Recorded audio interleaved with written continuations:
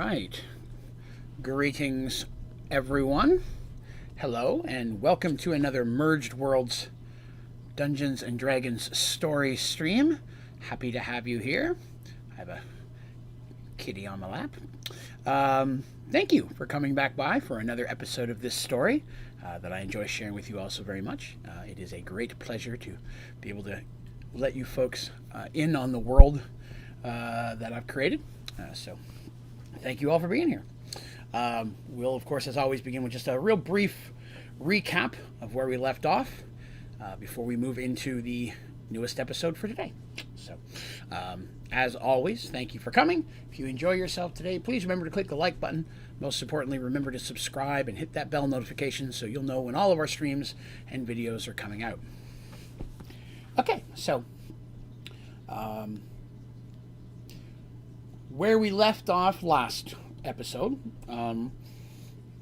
our heroes had once again come from the different parts of the world to band together to help one of their own. As we know, Michael, husband of Dandy, in a battle, the magical spear Menandra, an intelligent magical item that he uses to fight and hunt undead, was broken in half, and he has been in a coma state ever since. Through their magical allies, they've learned that his soul is trapped inside of Menandra, and the only thing that can save him is Menandra has to be physically repaired to perfection. It can't be half-assed done. It's got to be done as good a quality as the original work. And that the second thing is that somehow the magic that instilled the, I guess you'd say, aura or essence of Menandra inside of the staff, whatever that magic item was, created Menandra, if you will, has to be reproduced, and that our heroes have 1 year before the magic in the piece of the staff will fade and Michael will be lost forever. So searching for someone to repair that, they did learn that it was of dwarven quality, and through contacts in the city of Paxawell, where they do everything, it seems, they met up with their friend Darsh, and they learned that there is a dwarven kingdom no one knew about, a distance to the east, past the elven lands of Centrael. And they had to, it was said that there they could find someone who could help them. So given a guide and Darsh's ship, they sailed through the waters into lands known as the Reef, a section of land that was originally a mountain, but the merge crashed it in the ocean, rushed in, and now there's these really teethy, jaggy things sticking out of the water, and it's really dangerous for ships, and there's cracks in the giant cliff walls that you can maneuver. Oh, Camille says, wish I could stay but work in 6 hours. No problem, Camille. I appreciate you coming by. Have a good one. But they were guided through there. Darsh's ship and his expert crew, of course, were able to make it into the land of Corriman, the Dwarven Kingdom. There's a city, if you would imagine a big carved out round bowl inside of a mountain. So this massive mountain that comes down, and there's a giant doors, like a dragon could walk through there comfortably. Metal doors. But there's a city built onto the rocks on the outside, and parts of it looks old and parts of it looks much newer. So arriving, they go inside. They're taken to the High Thane, which is basically the Dwarven King, and they are questioned about what they're doing, why they're there, shown Menandra, told the story of Menandra, and the Thane agrees to allow them to speak with a dwarf named Duberin, who they've been told could be the one dude who could fix Menandra back to its original state. Duberin is an older dwarf who does come bumbling in, and again he hears the story of Michael. Dandy tells it in detail, why he deserves to own or be in the ownership of Menandra and why this deserves to happen. After hearing the story, he agrees, yes, it is within my abilities to repair this to its original form, but to do that, I will need the type of wood it is made of, which is known as kiltwood, and it grows deep underground. It's almost like a roots that are almost the strength of stone. Excuse me, very rare, uncommonly used, but very strong when done correctly. And he says some of that grows in a grove deep in Corman. And you'll also need his forge and his tools, which are in there as well. But he says before he can do that, there's something they're going to have to do for the kingdom of Corman, because these two things go hand in hand, and he's not going to be able to do what they need until they do what he needs first. And that's kind of where I left off. I don't really talk about what that is or why they have to do it, but that is where we're going to begin today, with a little bit of the story of Corman and why it is in the state that it is in. Hello, Xbox. Elemental, good question. Bring my head down. What time your side server roughly? I'll be honest, I'm not sure. I'm going to be working on it throughout the day, but it just depends on how long it takes to set up. Sometimes it goes really quick and fast. I apologize, I don't have a specific time.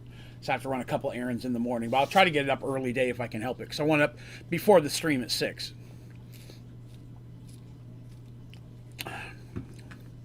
So, and here we're going to roll into basically Dubrin. So Dubrin is going to begin to tell the tale of Corman.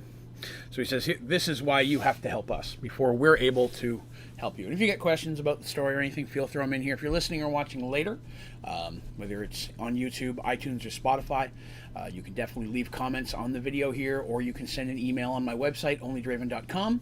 Down at the bottom of the homepage is a place you can submit even anonymous questions. It's not your email. And I'm happy to reply as soon as I can. All right. So this is Dubrin speaking to the characters. Explain. I'm seeing the donation goal. Yeah, Jim, we hit the last goal much earlier than I thought, and we're trying to think of a new one, and this one popped up, and people decided to go with it. Thought it was funny, so we stuck with it, at least for now anyways. Hey, Rose. All right, so here's Dubrin's tale.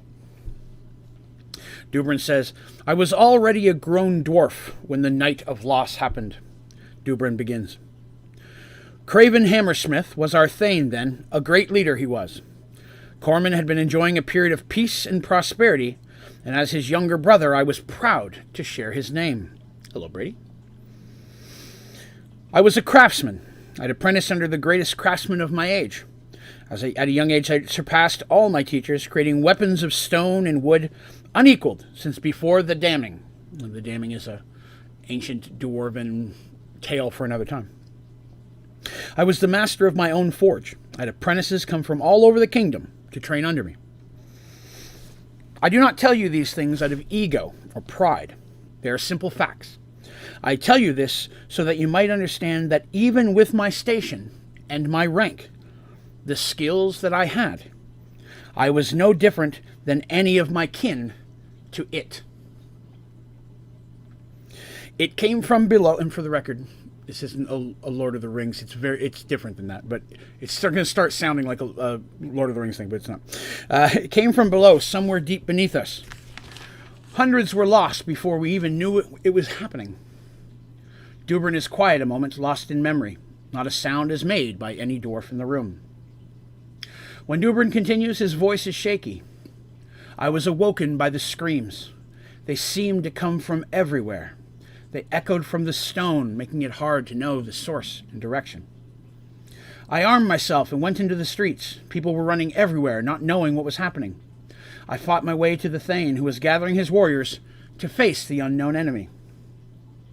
What was attacking us, I asked him, but he did not know. No one living had seen the creatures. There were only rumors and tales of shadows and death. I swore to stand by my Thane against the threat and to defend our home, but I was denied. I was to lead as many of our people to the surface as I could. There I was to wait while our warriors destroyed the threat from below. A single tear falls from Dubrin's eye as he continues. That was the last time I saw me brother. Not one dwarf who went with him was ever seen again. My people left the land of our birth and came here to the surface, the screams of the dying echoing in our ears the entire trip. What we thought would be a temporary displacement became a permanent exile. Any attempt to take back Corman has met with crushing defeat. A few times, single dwarves or small groups have made it in and out of the upper city, but no one has returned from any of the lower city. It's been over 200 years since I saw my home. Over the years, more and more of our people left this valley and to try and start over. Some of us stayed, though, trying to create a home here, always hoping to one day make our way below. My nephew has grown into a great leader and Thane, and I am proud of him as I was his father. At this, Thane Craven's face turns a bit red in embarrassment. Seeing this, Dubrin's face breaks into a wide grin. But I know in his heart that his dream is the same as mine, to take back Corman from the evil that festers inside of it and return it to its former glory. Turning, he looks to each of the characters and says, each of the people says, this dream is now your dream as well. The only way to fix your weapon is with the trees beneath Corman. I would need my forge and tools as well, and this could never be done while Corman is controlled by the demons within. The only way to save your friend is to free Corman. Hello, Blue. So, the room's, kind of murmuring and grumbling at this because it's like, well, that's true. I mean, no one could ever really get down there again. So, at this, they're like, well, okay. Do you remember Yeah, that was just earlier today. But, yes, so he goes into it, and our heroes are like, okay, this is basically what's come down. All we need is below. It would take time to repair this. It's not like a Band-Aid and a quick fix. It's going to have to be, it'll take me days to properly repair this. Can't do that under attack. And I don't even know if we can get to lower city, since, specifically, no one's ever got there and back. So, we don't know what or they are. But we have some clues, some things we've learned over the years. It appears, to us anyways, that there's more than one. They're incredibly fast, but they never come into the light. They've never come up here. They've never even come close to the surface. In fact, they've never gone beyond Upper Corman, which is a good travel to get down to that. So it takes a while. Again, like I said, a few people have slipped in and out, very sneaky, careful, but they don't go any further than Upper City. There are 3 levels of Corman. There's Upper City, Middle City, and Lower City. Each one is a massive cavern chamber. The first one, you go down, winding through the mountains to get to it. It's a giant cavern with a huge crevice through the middle of it. Can't even see the bottom, but down far, far, far below, supposedly, is a great river with incredible current. On the other side of this giant crack is where Upper City is built. Half of the city is built on the outside of the wall, the other half of it's inside of it. So it's very roundish-like, but part of it is visible. And there's a big, great bridge that's across this called the Thanadin Span. And the Thanadin Span is overwhelmingly well made. Armies could march across that, and it won't even crumble in the tiniest. At the same time, the dwarves have the ability to blow it. It is built in from within inside Upper City. They could feasibly destroy the bridge. They have been hesitant to do that because doing so almost completely negates any chance they're going to have of taking a force down there to take their lands back. Because again, this is a huge crevice. There's no throwing a grappling hook across this. It's pretty savage. So it'd be tough to do. Plus, the things aren't coming past. They're not coming all the way up. So doing that really isn't really needed at this point. But once you get across the Thanadin Span into Upper City, you have to travel through Upper City a distance before you will find the road to Mid City. And there are 2 paths, east and west, that lead that. And both of them are just great kind of like curving arcs. And again, you got to understand each of these caverns is a city. And it could take a day or 2 to travel from one to the other. This is massive underground caverns with distance in between. In between them, on this wide road cavern, and again, it's big enough that Darsh couldn't hit the top of it. It's a big space, wagons of supplies going up and down. You'll occasionally come across a town. There'll be an inn built into the side, or a couple of huts and some type of workman who sells things to people who are going up and down. You got a mule and loses a shoe. You got a repair shop, that kind of thing. So it's very much like an above ground countryside, except everything's underground. There are villages, towns, and the major cities to travel to them. But they're all Corman to the dwarves. They're upper city, mid city, lower city. And then within each city, there are districts. There are multiple clans that live within Coromon. I'm telling you this because it's going to matter as we move forward. The different clans have their own sections, if you will, but the majority of the cities and everything in between those are very, everybody can live there, very neutral. But there's usually a thane of a specific clan, the High Thane being the king, and that is his clan currently is over that, which reminds me I should grab that book. Let me grab that book. There it is. So I'm probably going to need this. I have a map of upper, middle, and lower city that I'm going to post a little bit in the future. Not right away, because on it is some of the things that might give away what we're going to be going into, or what they're going to have to face. So after we're through this area, I will give you a post up where we can do that. Let's see. Question. Can you see the sky looking up a cliff, or is it enclosed? Inside, it is completely enclosed. What's up, Ghost? Yeah, inside, it's completely enclosed. It's just a giant carved out thing. So yeah, they don't, it's so thick in stone, no one could dig through it. The giant doors are the only way in. And what they're living in now outside was, part of that existed. It was, a lot of times there were people who did a lot of traveling and trade and stuff outside.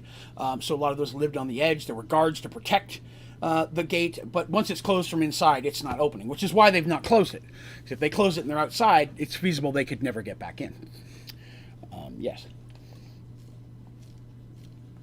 So, the 5 clans are the Rygar, the Dolam, the Kaban, the Batar, the Shinar, and the Ventoi. These are the clans as they exist within. Now, Upper City is, again, almost all general. The clan homes are kind of in Mid-City and Lower City. The current High Thane is Rygar and has been for generations at this point.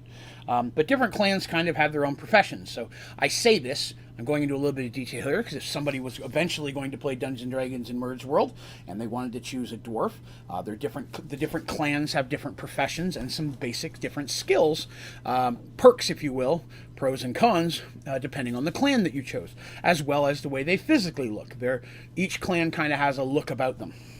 And while, it's not forbidden to marry outside of clans, and it happens all the time, a lot of people just happen to stay within clans, so on and so forth. But it's as long as you're a dwarf, that's all and not a gully dwarf. That's not acceptable. But as long as you're a regular dwarf, they don't care.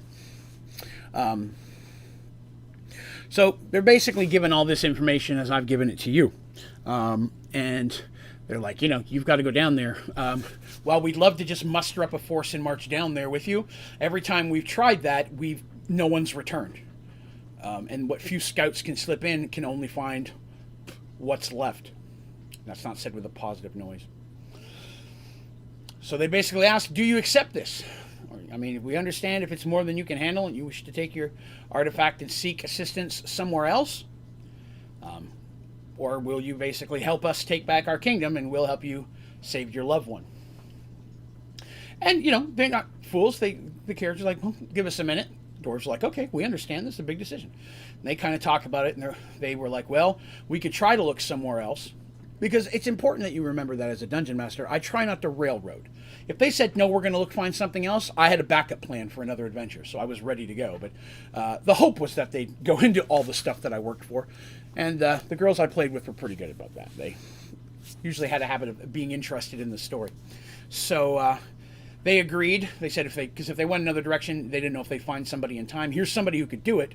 And they've been known to save kingdoms before, which might have been a little egotistical of them. But they decided that they would take that quest. So the Thane and Dubrin are pleased. They're like, okay. And, they're like, okay, we'll give you this, whatever supplies you need, food, so on and so forth. We'll arrange for you a guide, because you're never going to find your way around there.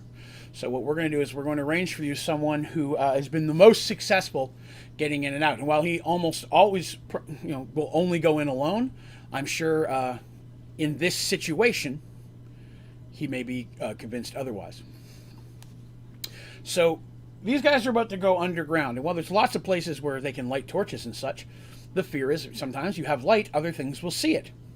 Darsh, Dandy, Artemis, all three of them have infravision. No problem there. Mercy has the crown that she wears, the circlet on her head she's had for a very long time, that she can see underground just like it's daytime. In fact, in many ways, she's got perks over infravision. Ulrich has nothing. I mean, he has some magic items. I think I told you, I think he had, a ring of free action and a ring of fire resistance and such like that. And I think he had a sword +1 at this point, because at this point, the characters were choosing, sometimes when it was time to choose treasure. The way I choose treasure in Dungeons & Dragons a lot was everybody rolled a 20-sided dice.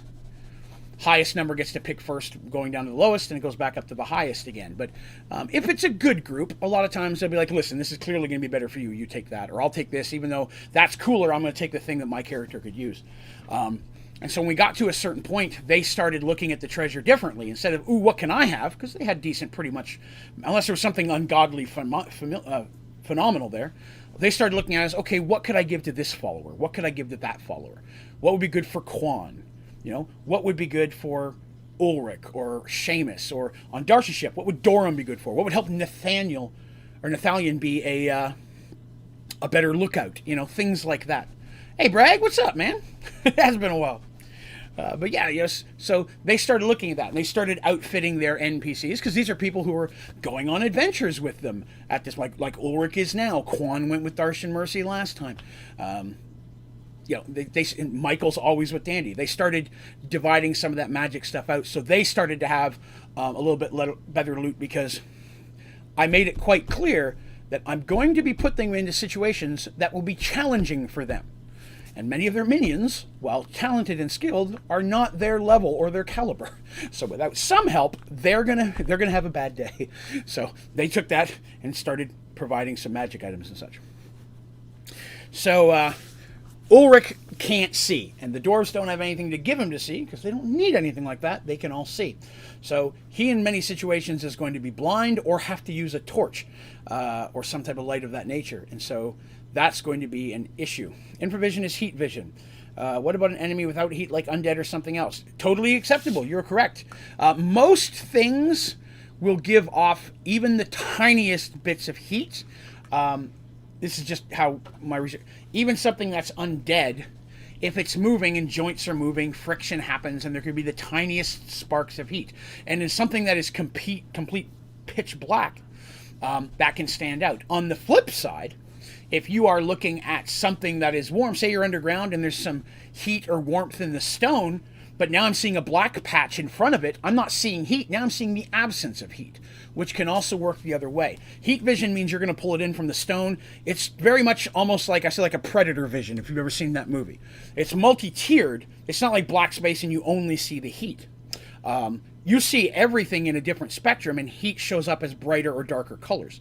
So as things move through there with absolutely no heat, that's going to make a blind spot that's going to be very, very obvious. There are exceptions to that, of course. Magic items, artifacts, and creatures with natural abilities that can cloak themselves. Magic items like Robe of Blending and things like that, which don't make you invisible but blend you in perfectly with your background, will also hide your heat signature in the same way. It will blend it in with what's behind you, so as long as you're not moving, they're not going to be able to see you. Again, very Predator-like. You start moving, they'll see the wobbly, that might throw it off a little bit. But there are ways around that, but most things give off at least a little bit of heat of some kind. But there are exceptions. Good question. Good question. All right. So, they agreed to find the source of evil. They will say that clerics, because they're dwarven clerics, of course, just like everywhere else, dwarves could worship any god, while most of them worship a specific god, which is Thorin, god of the mountain. Very, very other popular ones, of course, are Minara, goddess of light. It's basically, she's the god of good, right? Even though it's of light, of good, she's the main god. So there's always going to be some of them. Some healers, Tavian's god of life, of course. Let's see, Corum, god of war. warriors of dwarves are definitely that god and god of the mountain are probably their two most common clerics you're going to find for dwarves. And then you'll find some odds and ends ones in there, god of business, things of that nature. So I'm going to throw a couple little things out here as we're playing in the next episode or two that I'll be intrigued if anybody picks up on it. And if you do pick up on something that sounds interesting or might be important, but I've seemed to have slid by it, you feel free to call me out, because I'd be intrigued to see if any of you catch on before they did. Let's see. Could be blinded by intense heat. Yes, you could. Very much so. If you just were in a pitch black area, walk through a door, and all of a sudden there's lava, it's just like being in a dark room and walking into a bright room, like walking outside with a bright sun. Yes, it could be overwhelming. Same as when your eyes are in the infrared spectrum, if all of a sudden lights come on, it doesn't shift automatically. You'll be blinded for a round or two as well, and the stronger your infravision is, elves and dwarves being of the strongest, the longer it takes to shift back, because they have better dark vision, which technically dark vision is different than infravision. Dark vision is what Mercy has right now. Even though it's dark, she can see like it's daytime, but she doesn't have any heat sense at all. Okay. Yeah, quick question. Are you going to make a curse words profile for the new server? I don't know what that means, so I'll have to ask afterwards. I'm not sure. So yes, so they're going to do that. So they say that they're going to, they're given some stuff. They basically rest there, right? They go back to the ship, and they tell the crew what they're going to do. They agree to go on this mission. The dwarves are going to get them all the supplies they believe they need. They're going to wrangle up a guide. They know who they want, but they don't say a name yet. And we are going to wrangle them up, and we will have someone ready for you on the morrow. Underground, it doesn't matter if it's day or night, because it's always technically night. They have their day cycles underground as well, and they stay with surface. Although they imply that their old world, the sun schedule was slightly different than what it is on this new world. Their days were 2 hours longer.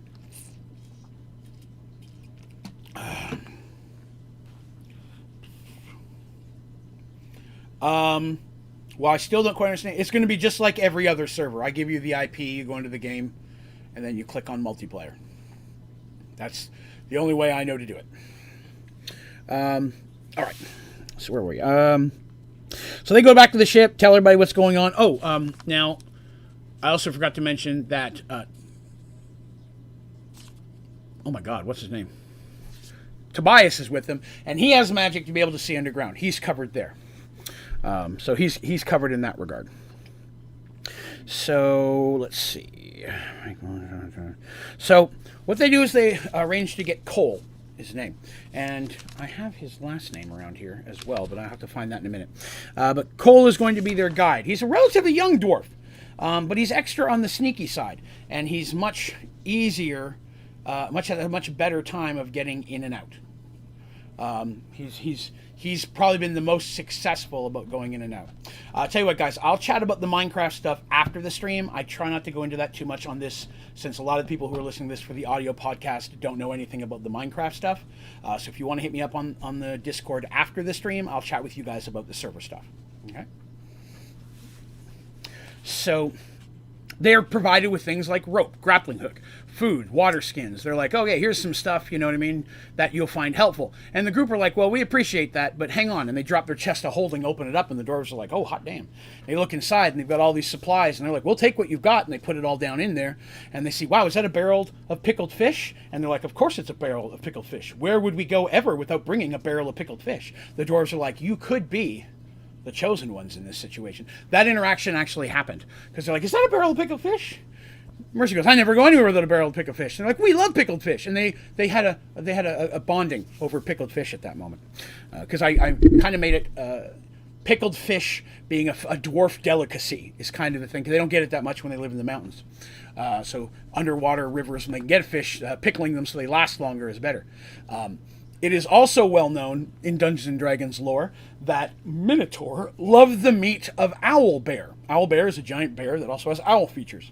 I think you probably could have figured that out. But they're very big and very savage. And their meat is disgusting. It's horrid, it's putrid, and no one in the world likes it but Minotaur, and to them it's delicious. And they desire it every chance they can get.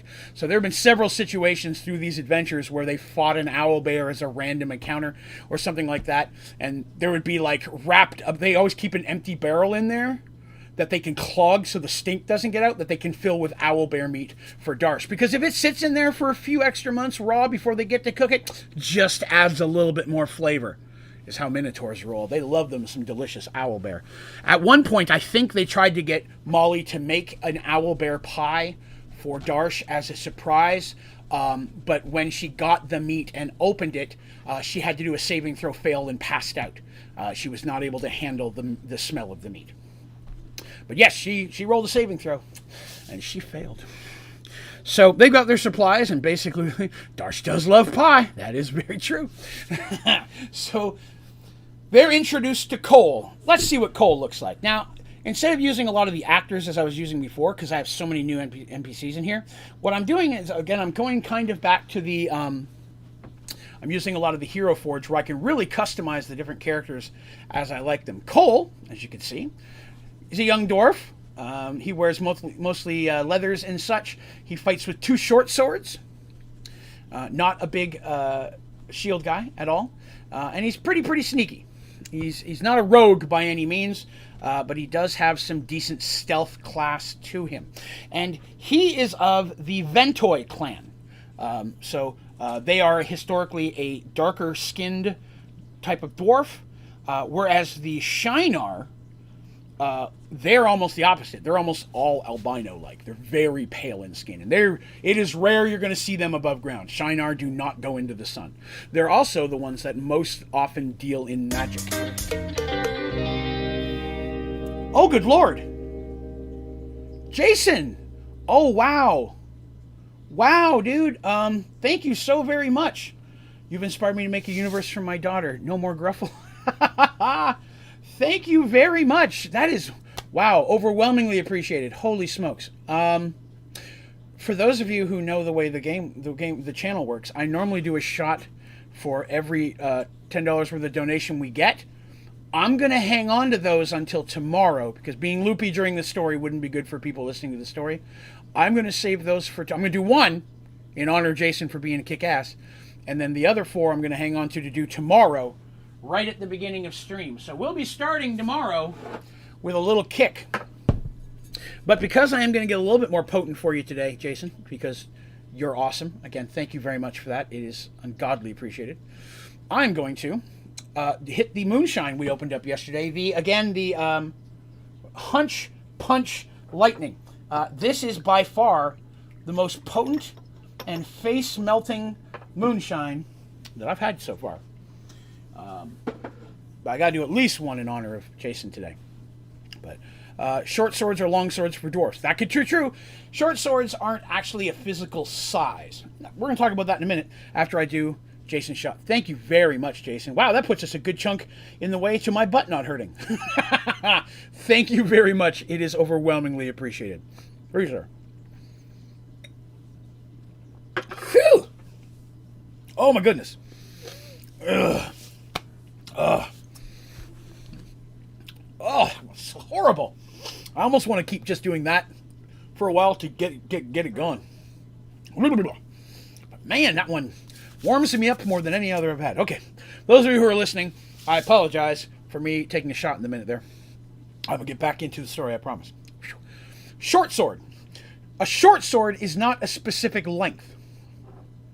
Neither is a long sword, or a bastard sword, or a broadsword, or a one-handed sword, or a two-handed sword. The difference between those weapons, and for those of you who might want to play D&D down in the future, interesting fact, it's more about the physical design of them, especially the blade. The blade, depending on whether it's a piercing weapon versus a slashing weapon. Some weapons are piercing in nature. They're meant to be stabbed. A rapier would be a good example of that. It's a long, thin sword. You're meant to poke. And then you get something like a two-handed sword. It's a giant sword that you're arcing. There are, when you're looking at a bastard sword, there's a one-handed bastard and a two-handed bastard. And they're the same weapon. It's the same sword, but it's a different style of using it. So with two hands, you get more strength in, but it may be a little bit harder to be finesse with it and blocking and such. So a lot of times when you say a short sword is still, compared to other swords that a dwarf would use, would be a little bit shorter, because while they can slash, a lot of times they're more for poking and stabbing. So block and stab, that type of thing. a gladius, which is a classic Roman blade. Again, depending on the weapon you're using, some are purely for slashing. And if you're looking at the equipment in a Dungeons and Dragons guidebook, normally they're going to give you a classification of the weapon: S, P, or B. Slashing, piercing, or blunt. Obviously, I'm not going to slash you with a baseball bat. So just to give an example. And yes, we hit 75 last night.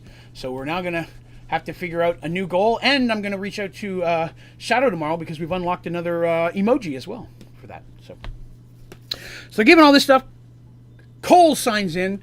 He's not overwhelmingly impressed by our characters. He is overwhelmingly, of course, respectful of Artemis, because that's a cleric, doors of the gods, right? No, the next one didn't. It didn't. After we hit 50, another one didn't open until 75. Now they're opening up every 25 at this point. They slow down. After a point, it'll get to every 50 and then every 100. So yeah, they slow them down. So they begin their quest. So they get all their stuff. Wish everybody a fun day, and then they head on out. I'm sorry, I got something in my eye here. It's killing me. And they start heading down through those doors. And the doors, like I said, massive doors. Clouds floating over the top of them. Maybe not that high, but they're high, right? And there's enough room for them to walk through side by side. When the door, like one door's closed and the other one's open a space. But when you look at the doors from a distance, it looks like it's, just barely squeaked open. But when you get up close and it's that big, there's a decent size. 3 or 4 people could go in side by side. But no one could push this door closed or open. There is a, what do you call it? Next emoji should be a shot glass. That's a very interesting idea. I'm going to put that on the list. Thank you. That's a good idea. But yeah, so it can only be closed and opened from the inside. So there are always several brave dwarfs who live just inside the door in the guardhouse, less than normally would have. Normally, that's where a large amount of the border guard would have been, but only a few stay in there in short shifts. Like one will be there for like a month, and then they switch out again because they know that they can be killed at any time. And while no one's been lost on that duty, occasionally they hear sounds echoing. They say that sounds like screams from below. Though it's been 200 years, there shouldn't be anybody left alive down there. Okay. So they proceed to go down. Now, Cole, who's rather soft-spoken for a dwarf, because he's a guy he's known for being a quiet and a loner, and he kind of stays that way.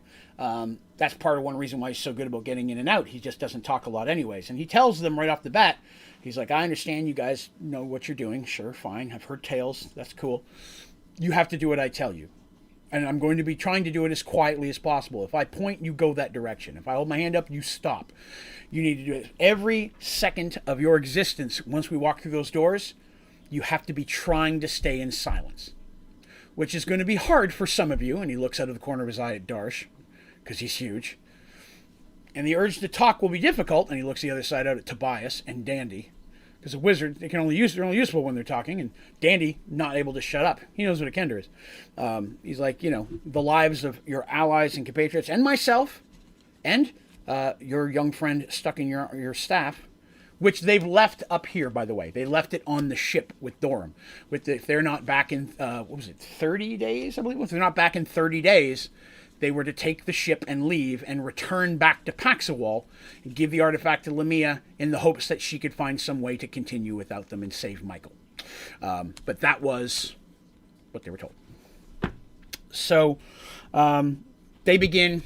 Cole gives them the instructions, teaches them a little bit of when I do this, you do that, a couple of basic silence and things, just to give them a starter, and says they will travel a long ways without talking. There'll be places where where talking and such can happen. There'll be places where camping and resting will be more likely. They need to try not to talk as much as they can between them. So they travel down through the doors, and they travel for maybe 30 minutes before they finally enter into the halls of Corman. This is a massive chamber. You can't see the ceilings of it, with massive pillars reaching up into the darkness. This was if someone was to break through the doors, this is where the war would happen. If a dwarf or an enemy made it past this room down to the towards the Thanadin span, they would blow it. They would blow the bridge and protect him, because this is where all of the army would be there to stop them, whoever's coming in.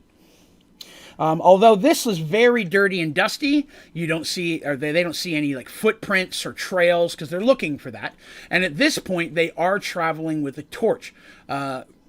Cole has advised them that he's never run into any issues in the upper area up until they get to the cavern, actually, where Upper City is. He's never had any issues, but once he's got through there, he's heard things, seen things move out of the corner of his eyes at a distance.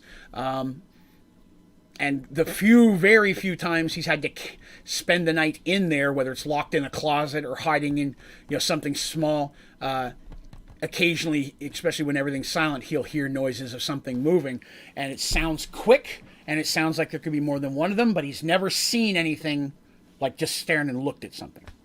And he's been down here more than anybody else in the last 50 years.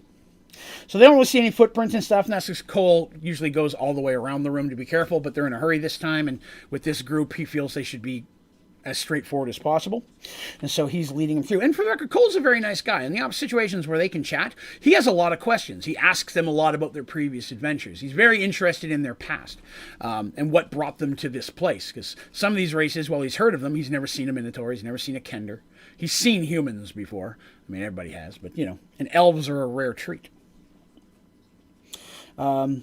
So as they are traveling through that, they eventually get to once they get through the end of the halls, is another set of massive doors. These ones are wide open. They're not as big as the other ones. They're about half the size, but they're wide open. And they're able to walk through those carefully. Now, this is where they have to be quieter, but they're still able to use the torch.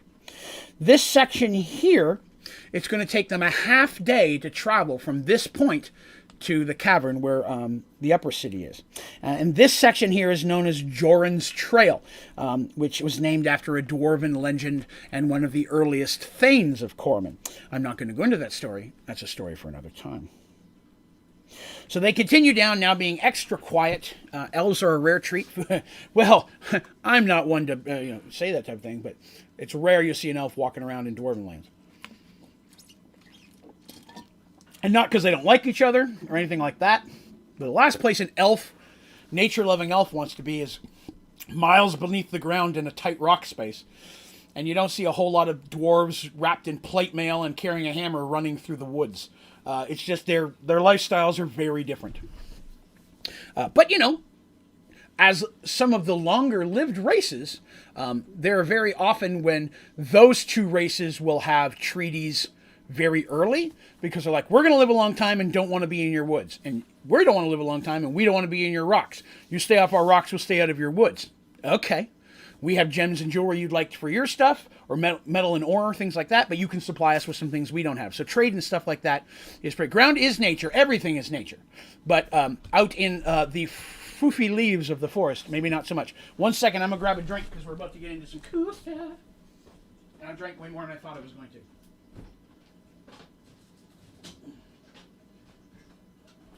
All right. And I had something delicious for dinner, but I'm not sure my stomach is enjoying it anymore. But God, I want another one. Okay. So, they're traveling down Joran's Trail. As I said, it's going to take them a half day. If they were bumping along at full speed, it wouldn't be an issue. Stream is a little leggy. I'm not showing any lag on my end. I don't have zero drop frames or anything of that nature, so maybe the internet connection. If anybody else is having any issues, though, please throw it out. Let me know. But they travel down. And as the further they go, the more they come across what I'm about to describe. Broken wagons, empty armor, skeletons and bone. The further they go, the more they run into that. And it's easy to see that all of it looked like it was going uphill, up the ramp. As people attempted to flee the cities, some of them didn't make it. And that, at this point, you're not going to find much of value on any of these. Cole and some of the other scavengers have come through here and picked them clean. And I say that not in I'm a greedy, I want the money. People like Cole They live their lives going and getting things that belong to people, things of value, bring them back and returning them to their clans. In exchange for that, they're well fed, taken care of, given good weapons, because they're going down there doing some of the dangerous stuff, and they may come back with your grandfather's axe handle from 3,000 years ago that you'll never be able to replace. And that's literally priceless to some of them. So the scavengers that do go down, they get caught trying to steal any of that stuff, it would not go well for them, because they're taken care of by the groups, by the different clans specifically, because they put themselves in that danger. And there's not many that do that long. Cole's been doing it longer than anyone else has ever done it as a profession. So they also come across like trash, things that probably 200 years, probably there was foodstuffs in there that by this point it's so gone, it's completely disintegrated, but there's the strings that were around bales of hay for animals and barrels that may have at one time had delicious pickled fish in them, but now, sadly, are just dust and dried wood. Sadly, because you can always use more pickled fish. And then again, the skeleton says weapons that are come across are in very poor repair. Cole does take those back up sometimes, especially if it's one that looks like it was a valuable weapon. If it looks like a generic military weapon, a lot of times he doesn't carry those. Dwarves could reforge them, but it's just better to make new ones. But if it looks like one that belonged to somebody of important or an antique or heirloom, they'll return those. But most of the time they skip past that. Again, they're not looking to make profit. They're looking to find things valuable, not necessarily for their money worth. So after the traveling this time period, they make it to the cavern. And it's at this point that Cole tells they're going to have to remove that torch. The torch has got to go out because they're going to be going across this big chasm, across a long bridge, and anything over in that city is going to see a torch just wobbling along. Ulrich has not been looking forward to this, but he knew it was coming. As soon as they heard they're going to dwarves, they're like, hey, this could be a problem for you. But you could stay on the ship. And he's like, no, that's not going to happen. Because Mercy's always trying to get him to stay on the ship.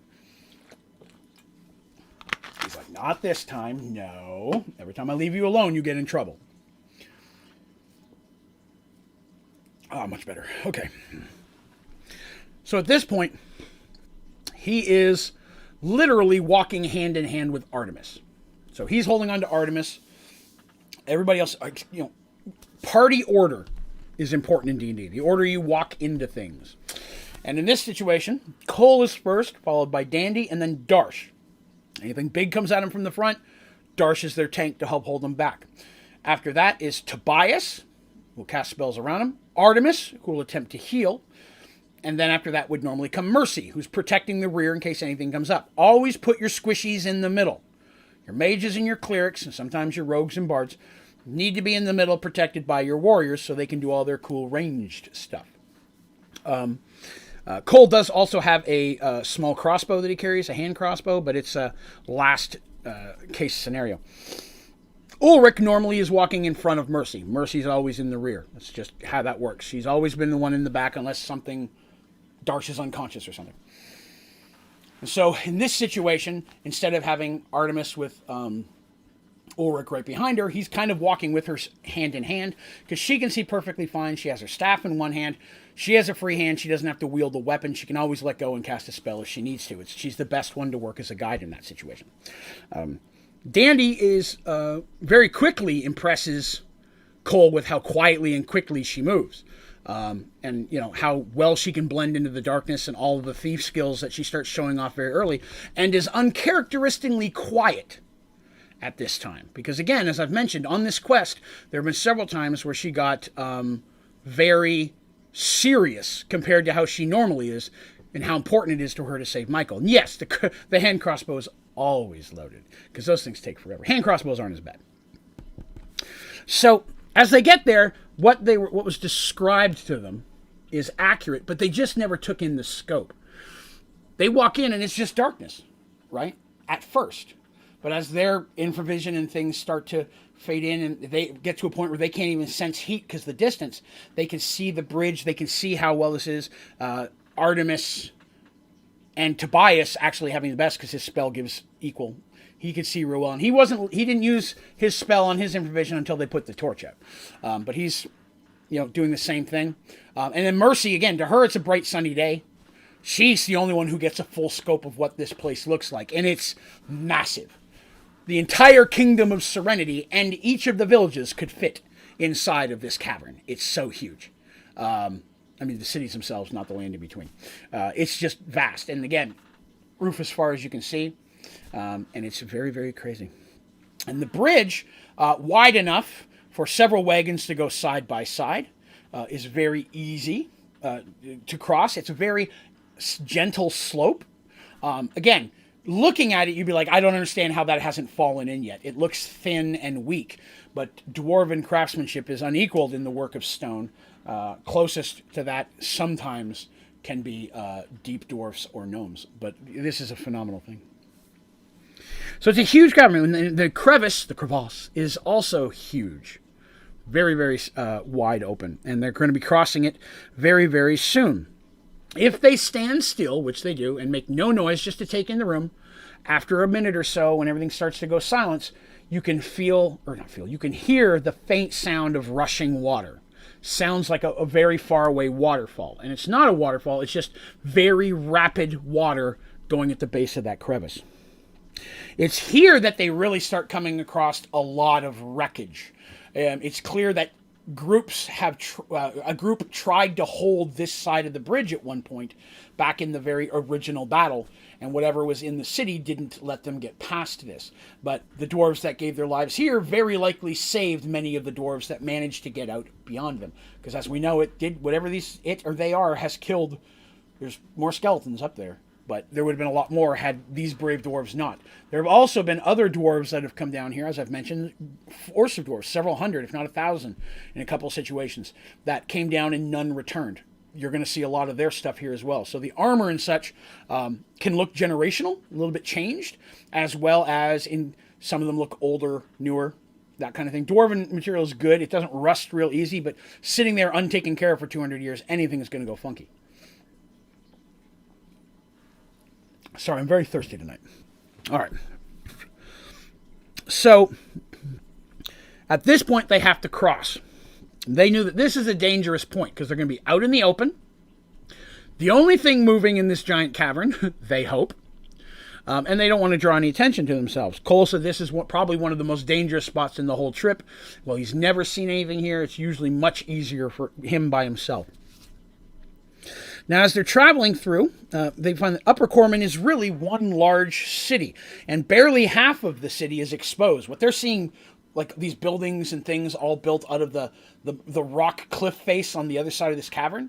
Imagine if that just kept going around and there was a city all inside of it with just like a little piece. Somebody was digging out a good way to be. So imagine if there was a buried car tire and you were digging at the side and you came across part of it, so you just see a piece of that rubber sticking out. That's what this city is like. It's not perfectly round, but that's a good example. Though you see a part of the city sticking out here, but 2/3 of it, or half at least, is still inside. So they have to get through Upper City to one of the 2 roads that lead south. Cole said he's always had an easier time going by the east ramp. West ramp, he's run into more noises, issues, and times he's had to hide from things that he believes are looking for him. East side doesn't seem to be quite as bad. It's also, east side is a little bit longer of a trip.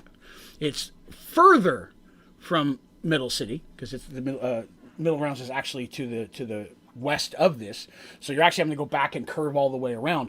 And a lot of times that road is also not as steep in many areas, so that's where a lot of wagons and supplies would come up and down, and people who were traveling would go the other side because it was a little bit steeper. Not too steep you can't run, but you also don't want wagons just rolling down for 2 days straight. That kind of a thing. No, I'm giving a lot of information here, but Corman is very in-depth and has a lot of cool stuff about it. So, let's see here. We got that. All right, so get the giant cavern. Okay, so the thinnest span. And again, when across the bridge, there's a big wall around the base. You have to go through this wall before you get into the city. And again, there used to be guards and lights and such on there as well, but now there is not. So as they cross the span, they're going very, very quickly and quietly as they can. I did have them make several rolls to see whether or not anybody tripped or kicked a helmet or anything of that nature, but they were all successful in not making any odd noises here. And they get across, and when they get across, they approach the wall. There's only one way in, and that's through the main gateway, which is open. Again, no one had time to close it on the way out. It's meant to be defended from within, not from without. And that's the only way into the upper city. Cole says you guys got to go right in the front door. And like you said, Thanadin's... So let me see here. So they need to head through. So the gateway to Central Carmen is known as Thanadin's Embrace. And Thanadin's Embrace can be sealed from inside. Again, this is the tunnel. This is the one they're going to go in. There's Thanadin's Embrace and there's Thanadin's Hammer. These are the two paths. They're going to be going through Thanadin's Embrace because it's a little bit easier in the long side, but it's also safer.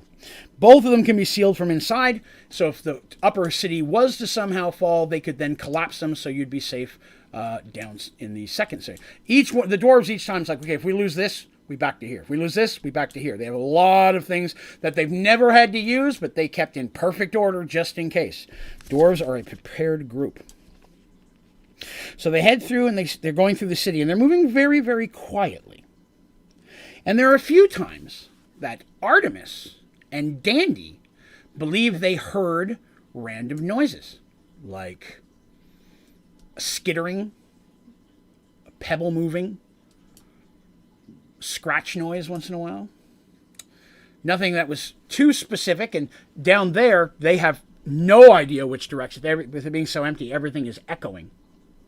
So they have no idea, and they can't really bring it to Cole's attention because they've been told not to talk if they can help it within the city. And since it doesn't seem like an immediate threat, they look at each other and they sign. They're like, I heard something, things that Cole taught them. And Cole's just like, yeah, I know, we got to go. So as they're traveling through the city, it is in fact that. Again, underground is nothing. It's much like the above city, but obviously older and better laid out because it was intended to be this way. Massive homes, because as you're going in, there'll be caverns and small caves and such with homes built around them and things. And you're moving from cavern to cavern within this city. And in the earth itself, above you and beneath you, are other homes and things built in tunnels. And again, everywhere they go is destruction. Signs of skeletons. Many of these are not wearing armor of different sizes. People who were obviously killed in some way. And since they're at this point, there's no meat on the bone. I hate to say it that way, but for all honesty, there's no way for any of them to really see what killed them, what kind of damage was there. They find things like sometimes bones appear to be broken and pieces further away from the skeleton. That would imply that either before or after death, limbs or something were cut off or ripped off. These are things that Cole and the dwarves know as well from the excursions that Cole has made and others. But they've never really been able to see what type of damage. Are they getting bit? Are they getting chopped with a sword? What is it kind of damage might hint to what they're looking at. In 200 years, they're no closer to knowing, which is very sad. Let's see. So the primary gate, as I mentioned, Thanadin's Embrace, where they're going to go. They've also been told that there is a way, like I said, that you can close it from the inside. It doesn't collapse it, but it will close the gate, and it can only be opened from the inside. The problem is, if they close that gate, they don't have the strength to open it again. It would take a lot more than what, even with super strong Darsh, it would take literally like 100 dwarves to open this. One of the big giant things you got to push and move around, and the chain pulls. It's massive, and if they're like, hey, if something happens and we have to close this, we would have to come back up the other complete side. We'd have to go all the way down and come all the way back up. And he goes, so, that's an option, but we need to avoid that because then we're stuck down here. And that also works between mid and lower city as well. All right, so we got that. All right. So they're about halfway through the city when about that time, things begin to happen. Ouch. There he goes. Thank you, Oliver, for the sub. I appreciate that. you, Super. I appreciate that. So they're going to be, they start hearing the noise increase. Now everybody's starting to hear the noise, and Cole looks genuinely concerned. You can tell that this isn't something he's had to deal with before. And they start to hear noises that now, as they're hearing this skittering and noising, coming from all around them, different areas. So it's not one. Whatever it is not trying to hide its sound. And Cole, with a look of very, very oh hell, starts going like this and begins to start running. Now, Cole had beaten it into their heads. At no time should they move quickly. Running will only get them killed. I did. I kept saying that every time we'd stop for something, Cole would warn them. And whatever you do, don't run. Running will only get you killed. Well, this happened. Cole goes, whoo! And then Cole runs. So the party's like, okay, this is not good. And everybody runs. Now, I want you to picture this. Everybody is running through a city that they've never been in, that's underground, where there are broken wagons and armor and bodies of skeletons and stuff all over the place. The buildings themselves don't appear to be burnt or ransacked, and most of it's made of stone, but there's wood stuff as well that's built to last, so it's still in pretty good condition. There's fountains that probably were a fountain that are no longer have water flowing because they've not been cared for, things of that nature. Overall, it's a very nice area, but it's cluttered and it's dark. And now they're running. And Ulrich can see none of this. So they're not running as fast as they could be.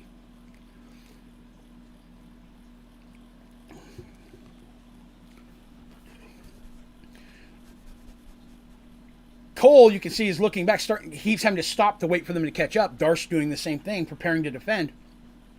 When finally Tobias gets this, well, screw this look, and he says a word, and his staff lights up on the end, and everybody for a second's like, ah, and Ulrich's like, thank you, and Tobias is like, okay, and they start booking it. But as soon as that light came on, the noises started en masse. And everybody starts pulling out their weapons while they're running. That's when the attack happens.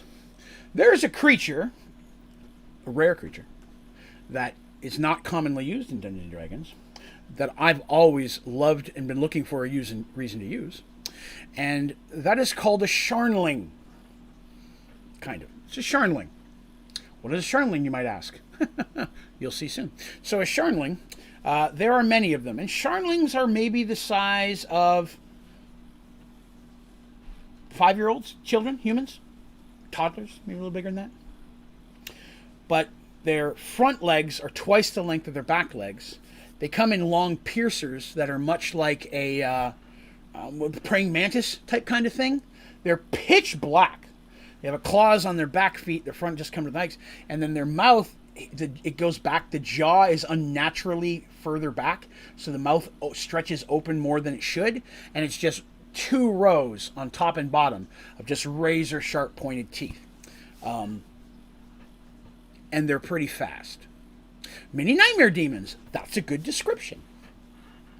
So suddenly, how is it spelled? Sharn is Sharn. And if you're looking it up, you want to look up Sharn, because Sharnlings are my creation, based on the original. So, yeah, they're sized like children, maybe, but they just start coming out of the woods, and of course, immediately, our heroes are in combat. They start rolling their dice. Artemis and Tevin and Dandy, their main priority at this point is to keep going with Cole. Melee combat is not their strength. These things are not undead, so Artemis's turn undead doesn't work. Dandy is okay with melee, but she's more successful with using ranged things like her throwing daggers and such on a larger creature that when it dies she can get them back. Throwing all her daggers out into the darkness right now is not going to help her down the road. So she's got her hoop pack and she's just trying to maybe bonk as she's running. That's what we call it, bonking. When you're using a melee weapon, it's bonking. So she's trying to bonk as she's running through, but she's not trying to stop. Darsh Mercy and somewhat Ulrich are trying to fight. Tobias's light is bright enough that it's giving quite a glow that they can see how many of these things are coming. And there's probably at least 100 or 150 running, climbing up the wall. They're not all coming in at one time. They're on the walls and they're on the ceiling and they're just coming out of windows and doors. So you just picture them starting to pour out of the different buildings. And then start chasing them. So they're spread out, but there's a lot of them and they're all coming at them at this point. Ulrich trying to stay with them and fight, but at the same time trying to stay within the light because he's useless in the darkness. Mercy is at that point stuck because she's like, well, I can't stay and really block their defense like I would normally do. Those things are terrifying. Excellent, Turtle. You found one. Love Sharn. So, the Sharnlings zipping around. And Darsh, of course, with a successful hit, as small as they are, and Darsh's weapons being relatively magical at this point. None special magical, like a sword of something or other. It's just a strong sword with a plus whatever on it. One successful hit, he'll cleave one. I mean, he can do that. Mercy can normally take one out with 2 successful hits, because she just doesn't have the same strength that Darsh does. But she actually has a better aim to hit. That's one thing about Mercy, while she's also using the blunt weapon. So against some things, she's more successful than he is. These have a physical form. Against skeletons or something like that, she's way more useful with a blunt weapon. She has a sword. Sometimes she can switch to that. She's still using her Morning Star at this point because she knows if she drops her weapon for any reason in the middle of this, she can just summon it back into her hand. So that's the biggest perk she has with her weapon. And Ulrich uses 2 scimitars. And he's skilled. He's by far the highest level of her NPCs.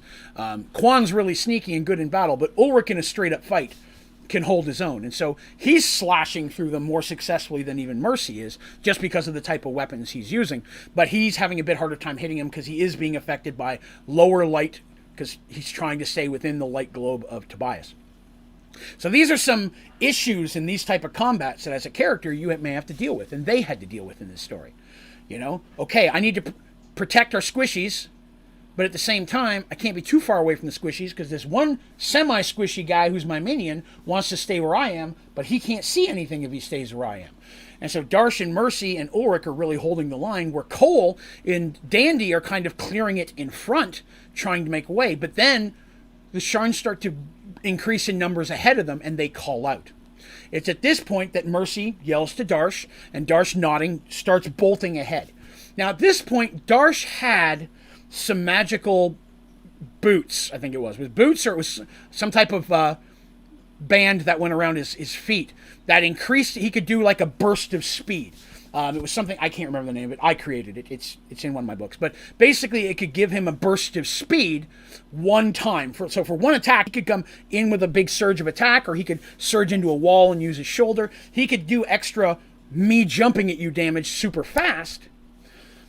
It may have been boots of haste, but they were limited. They couldn't just speed him up. They basically just gave him one boost, and then they wouldn't work again for an hour. They had an hour cooldown. So it let, a lot of times, him get that one surge to help a friend. Somebody's over there and needs help. He can just, with his size, blast through. And so he had those, and in this situation, he used them. And they've had a bunch of magic items that I haven't mentioned in the past that I'm going to, as they actually need them, I'll introduce. I didn't add them at this point to make them survive. It's just one of those things where we didn't need to talk about these boots. When they used them in battle before this, it never made a huge difference. And they got them relatively recently. I don't remember exactly where, but I know they got them pretty close to before this. But yeah, so he's got that basically burst of speed, which in one round, he can travel the distance of 10 rounds, is basically the speed rate of it.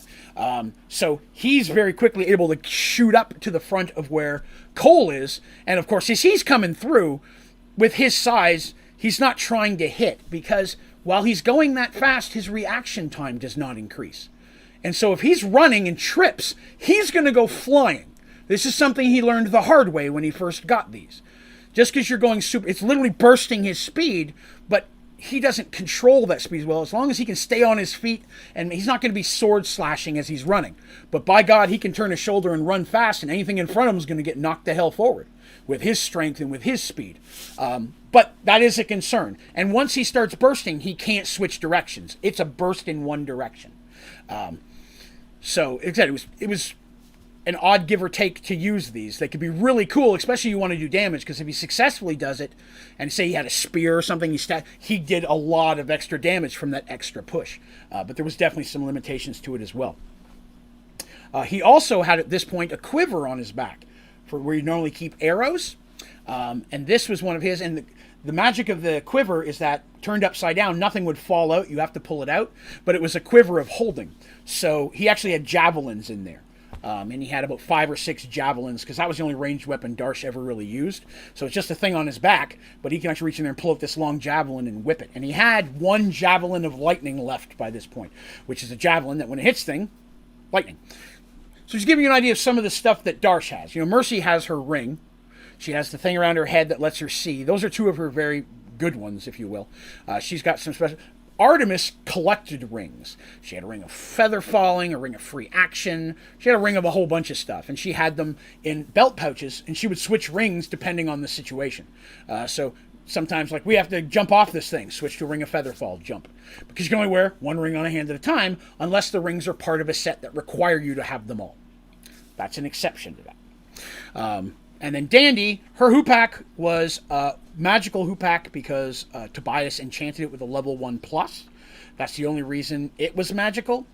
And she had a bunch of little knickknacks. I'll have to dig them out. She had a whole bunch of little weird things. Oh, and then Artemis had her lions. Remember her lions? Penn and Teller. She could toss down. Remember me telling you about those? These lions that she had. She used them quite a bit. Penn and Teller pop up a lot. Pretty sure I told you guys about Penn and Teller. So anyways, they're going through. Darsh shoots up front, successfully not falling. And now he's up there with Cole. And he's actually in front of Cole now. Because with his big long legs, he's always going to go faster even without the magic boots. And he's just basically trying to cleave his way through. Because they know approximately where they're going. Cole said, this is how far we got to go. And at this point, there's no reason to be quiet. Cole's yelling, up ahead, turn left, up ahead, turn right. And they're going through tunnels. And that's one of the things that saved him in this situation. It's because they're underground. A lot of times they're running through hallways. And sometimes they're big hallways. Sometimes they're small hallways. But as long as they stayed mostly in hallways, the Sharnlings can't come at them 100 at a time. It's just a few that are popping in from windows or doors or get in front of them or get behind them. So Cole started keeping them to the hallways specifically for that. And Darsh was not trying to block anything. He was just trying to clean the way. So he starts getting cut and scratched up a decent amount where he doesn't have armor because he's letting himself be a little bit more undefended in order to do more damage, which is a thing we can talk about later.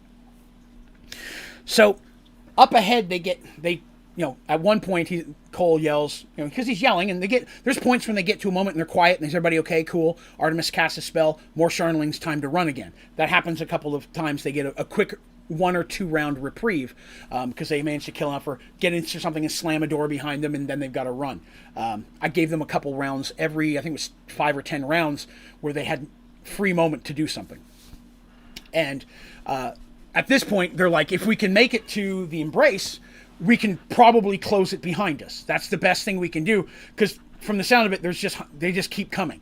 Unless we close the gate, there's no way to stop all them. He goes, I don't know if there's more in front of us, but the majority of them seem to be popping out from the upper city. They're not a lot in front of them, but there's a few that can kind of be coming from the side that Darsh is having to clear out.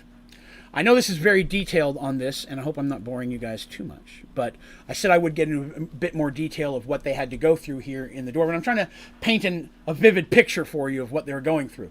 And they don't have time for a torch, Sometimes in this adventure, if there has to be a torch, it's usually Artemis or that's holding it, because she can have the free hand, and she can always drop it and cast a spell if she needs to.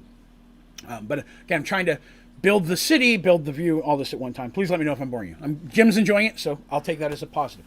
Beast is enjoying it as well. Okay, cool. So the Sharnlings are coming in. And again, to a lot of these guys, they're blurs of heat, right?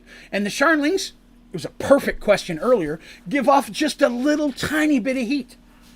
In fact, many ways, it's the absence of heat. And when you asked that question, I was so giddy because it was something I was going to have to explain later.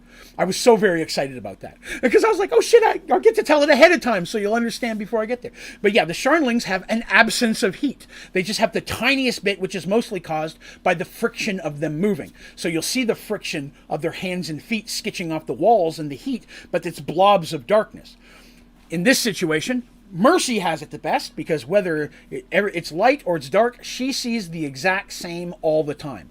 She never gets affected by walking into a dark room or walking into a bright room.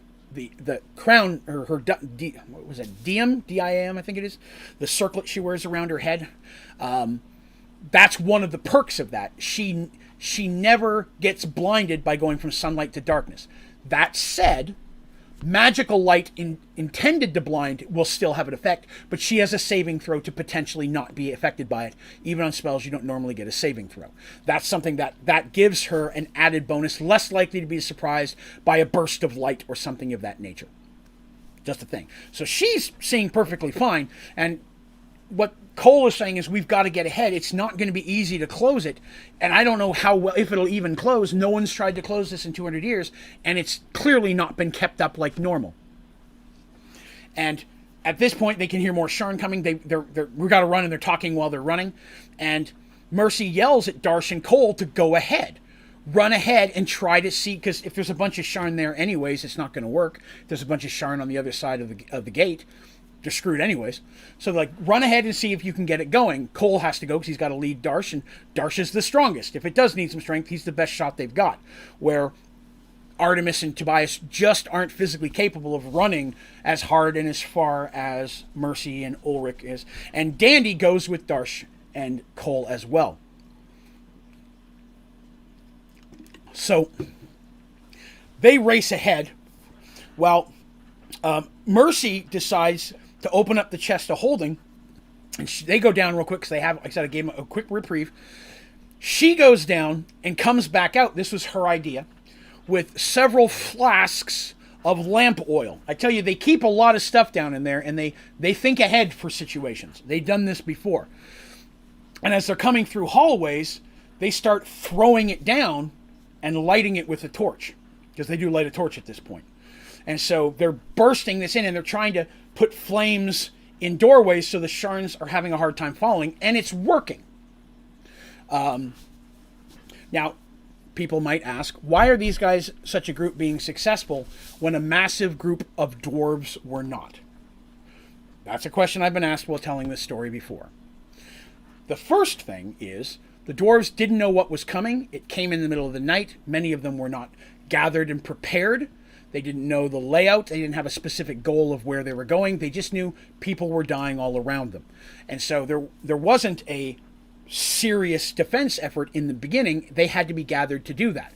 They'd never been attacked from within before. It was never something they would have ever considered. It's the one thing the dwarves were not prepared for. By the time they were able to muscle up a guard, they're now being swamped with innocents, people that they're trying to protect. That is going to always make it harder for you. When you have hundreds of innocent old people and children and, the untrained veterans, whatever, all these people here who can't fight for whatever reason, and you're trying to protect them, you're going to have to accept that I may die doing this, and I have to hold the line where normally I would flee if it was just a military thing. We could try to close ranks and so on and so forth. They had to make decisions that they knew were going to be their death in order to give as much time for the innocent people to flee. And so, that being said, that's why. That's why they weren't... The squishies, exactly. They had to protect the squishies. Which, I love that term. They had to protect the squishies. And that's just kind of how it works. So, the dwarves didn't, and the innocents that made it out never saw a Sharnling. Because if a Sharnling had got that close, it would have killed them. But at some point, the Sharnlings stopped going. And that's something that no one understands why. At some point, the Sharnlings have never kept going up to the top. There's a certain point when all of a sudden you get to the bones and such. It starts right here. And there's not anything after that. I kind of touched upon that earlier. They got to a point where they started to find the trash and the bones and such. There was a specific point where that started. And it just got worse the further you went. So I wanted to touch on that as well. So they're trying to hold the line by throwing the flame down. Does the sun kill them or something? Nobody knows at this point. And I'm being honest, I'm not going to tell you things that they don't know because it may affect things down the story.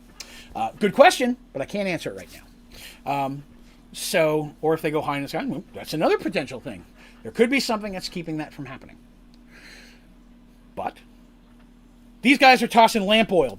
Mercy's got handfuls of them, and Ulrich and Artemis and Tobias are just throwing them down and lighting them like crazy, and Mercy's just got an armload because they got the chest of holding back up because they're running while they're doing this, and Mercy's just holding all of these as they're grabbing them out of her hand. She had as many as she could carry. I think they managed to hold like 12 of them.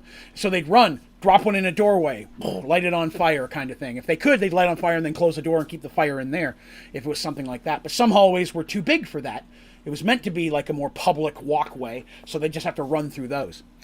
While they're doing that, Darsh, Cole, and Dandy have run ahead. And they've reached the gate. Now, as they've gotten closer to the gate, they've seen less and less Sharnlings. They can still hear all the commotion behind them, but they're not hearing like a lot of them. A few of them will pop up, and Darsh is cleaving the hell out of those. Cole stabs a few. But they basically, Cole leads them into this entryway. And at this point, Darsh is struggling because this was built for dwarves, which is basically Darsh's knees. So there's times that Darsh is literally going up a stairs on his side, having to pull himself up. You can imagine how claustrophobic that would be. Snagging his horns, which are even wider than him. The amount of rolls he had to make. There was one point where he got stuck, and he just balled up his fist and punched the wall as hard as he could and crumbled it. With his strength, he took some damage from that, but he had to basically bust the stone to get it to crack so he could go around it. But he manages to climb himself up into this gatehouse area, and they get into a larger chamber. It's larger around, it's a bit taller, but it's still too short for him. And in the center of it is, again, one of those spokey things you expect with the wheels to raise or lower. And there's a giant chains built within the walls. And they can see, through a window, a chain link bigger than Darsh. This massive link. And they're like, there's literally a latch, a handle on the wall that if you pull it down, it unlocks everything. Thing in the middle starts spinning. Chain goes down. If everything works correctly. They get there, and of course, there's a padlock on it. Because they don't want somebody to accidentally bump into it. That would not be cool. So, as he is wont to do, Darsh grabs the chain and tries to break it. He can't. This is still dwarven chain. Strong as a human chain, he's done that. Dwarven chain's way better. So Dandy has to step in, and she has to start picking the lock. Luckily, they brought her. They didn't know that was going to happen. But she starts picking the lock. Because of its quality, it takes a little bit longer than normal. But she is successful. Thankfully, it's not trapped. Dwarves don't set traps for other dwarves. But they're finally able to get that off, and Darsh reaches up and pulls that handle down. Well, he would have. The handle won't move. It's just stuck. And you can see there's a bit of a buildup of funk around the part that pops down. He's trying chipping away at that, and he's trying to blow. And he's using Darsh strength, but he has to be careful because if he breaks it off, they've got nothing. So here they are trying to figure out what they can do, and they're trying to leverage and different things. While this is going on, Mercy and them are within sight of the gate. And they're yelling, "We're coming!" And so are they. And there's like a wave of Sharnlings coming, but they're slower because of the fire. And some of them are on fire. You see flaming Sharnlings coming through. And they're trying to bust it. Rush through this, what is now, because once you come out the tunnel, now you're in a main road. So they're having to run down a main road through the gate, and then it's a big road that leads south. So as they're running through here, now they're out in the open. Now the Sharnlings are coming out of the tunnel behind them. Imagine like a spider web busting. They're coming through a doorway, right? As they're coming through the doorway, they just start spreading up on the walls, running on the floor, on the ceiling. They're just coming around, and a wave of them are coming across the floor behind them. And in front of them are an elf and 3 humans, like, you're just running there, you can picture them running like, "Get the door closed." And they're busting their hump to get over there. And Darsh is like, "I'm pulling, but I feel it getting weaker. I'm afraid I'm going to break this." Cole tries. He can't do it. Darsh is like, "Listen, dude, if I can't do it, you can't do it." Cole's like, "I had to try." And they're arguing back and forth. And Dandy's looking around the room, and she finds a small barrel. And she opens it up and sniffs inside, and she's like, "Oh," just horrended by the smell. And then she looks at Cole and Darsh, and she knows how mad they're going to be. but she knows she has no choice. And she runs over and starts shaking the stuff all over the handle, just shaking it like crazy, and liquid splashing out over the handle. Cole and Darsh are like this, and they're like, oh my God, no! And she's just shaking it until every last drop of dwarven spirits, the most potent alcohol and most desired alcohol by dwarves and minotaurs, is poured upon this latch. And they're like, we have to save her. Don't waste the beer! But they're just and the stuff just starts sizzling and eating away at the funk. And she looks at Darsh and she goes, Darsh, with a little bit of frustrated look, goes up and pulls, and after a minute, feels it link. And the chain starts to go. And that wheel behind them starts spinning. And they step back because it's spinning so fast. If they stepped into that, it would just kill them. They'd just be crushed in the weight of it. So the friends are running, and they're like, oh, we hear the chains going. We see the door closing. We see the door closing. And now they're trying to run even faster because Darsh and them can't stop it. They didn't realize, what everything was. And, the classic scene, everybody manages to run through, and maybe 15, 20 Sharnlings get through before the door literally drops and closes, crushing a bunch of them. And then everybody has to fight these remaining Sharnlings, which was the end of that battle. And there's a window, and finally, while everybody's fighting these Sharns, they hear a big whoomp, like someone throws a giant sack of rocks or potatoes out of a window, which is almost accurate. Darsh had to climb through a window, and he fell about 2 stories, landing on his ass. And so he just picture his weight, trying to squeeze through this door window because he does not want to go down those stairs again.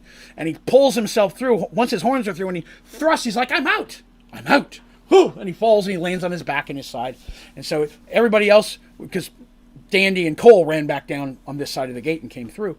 But Darsh is laying there stunned for a minute because he literally landed on his head. He rolled poorly and he didn't get the help really quick.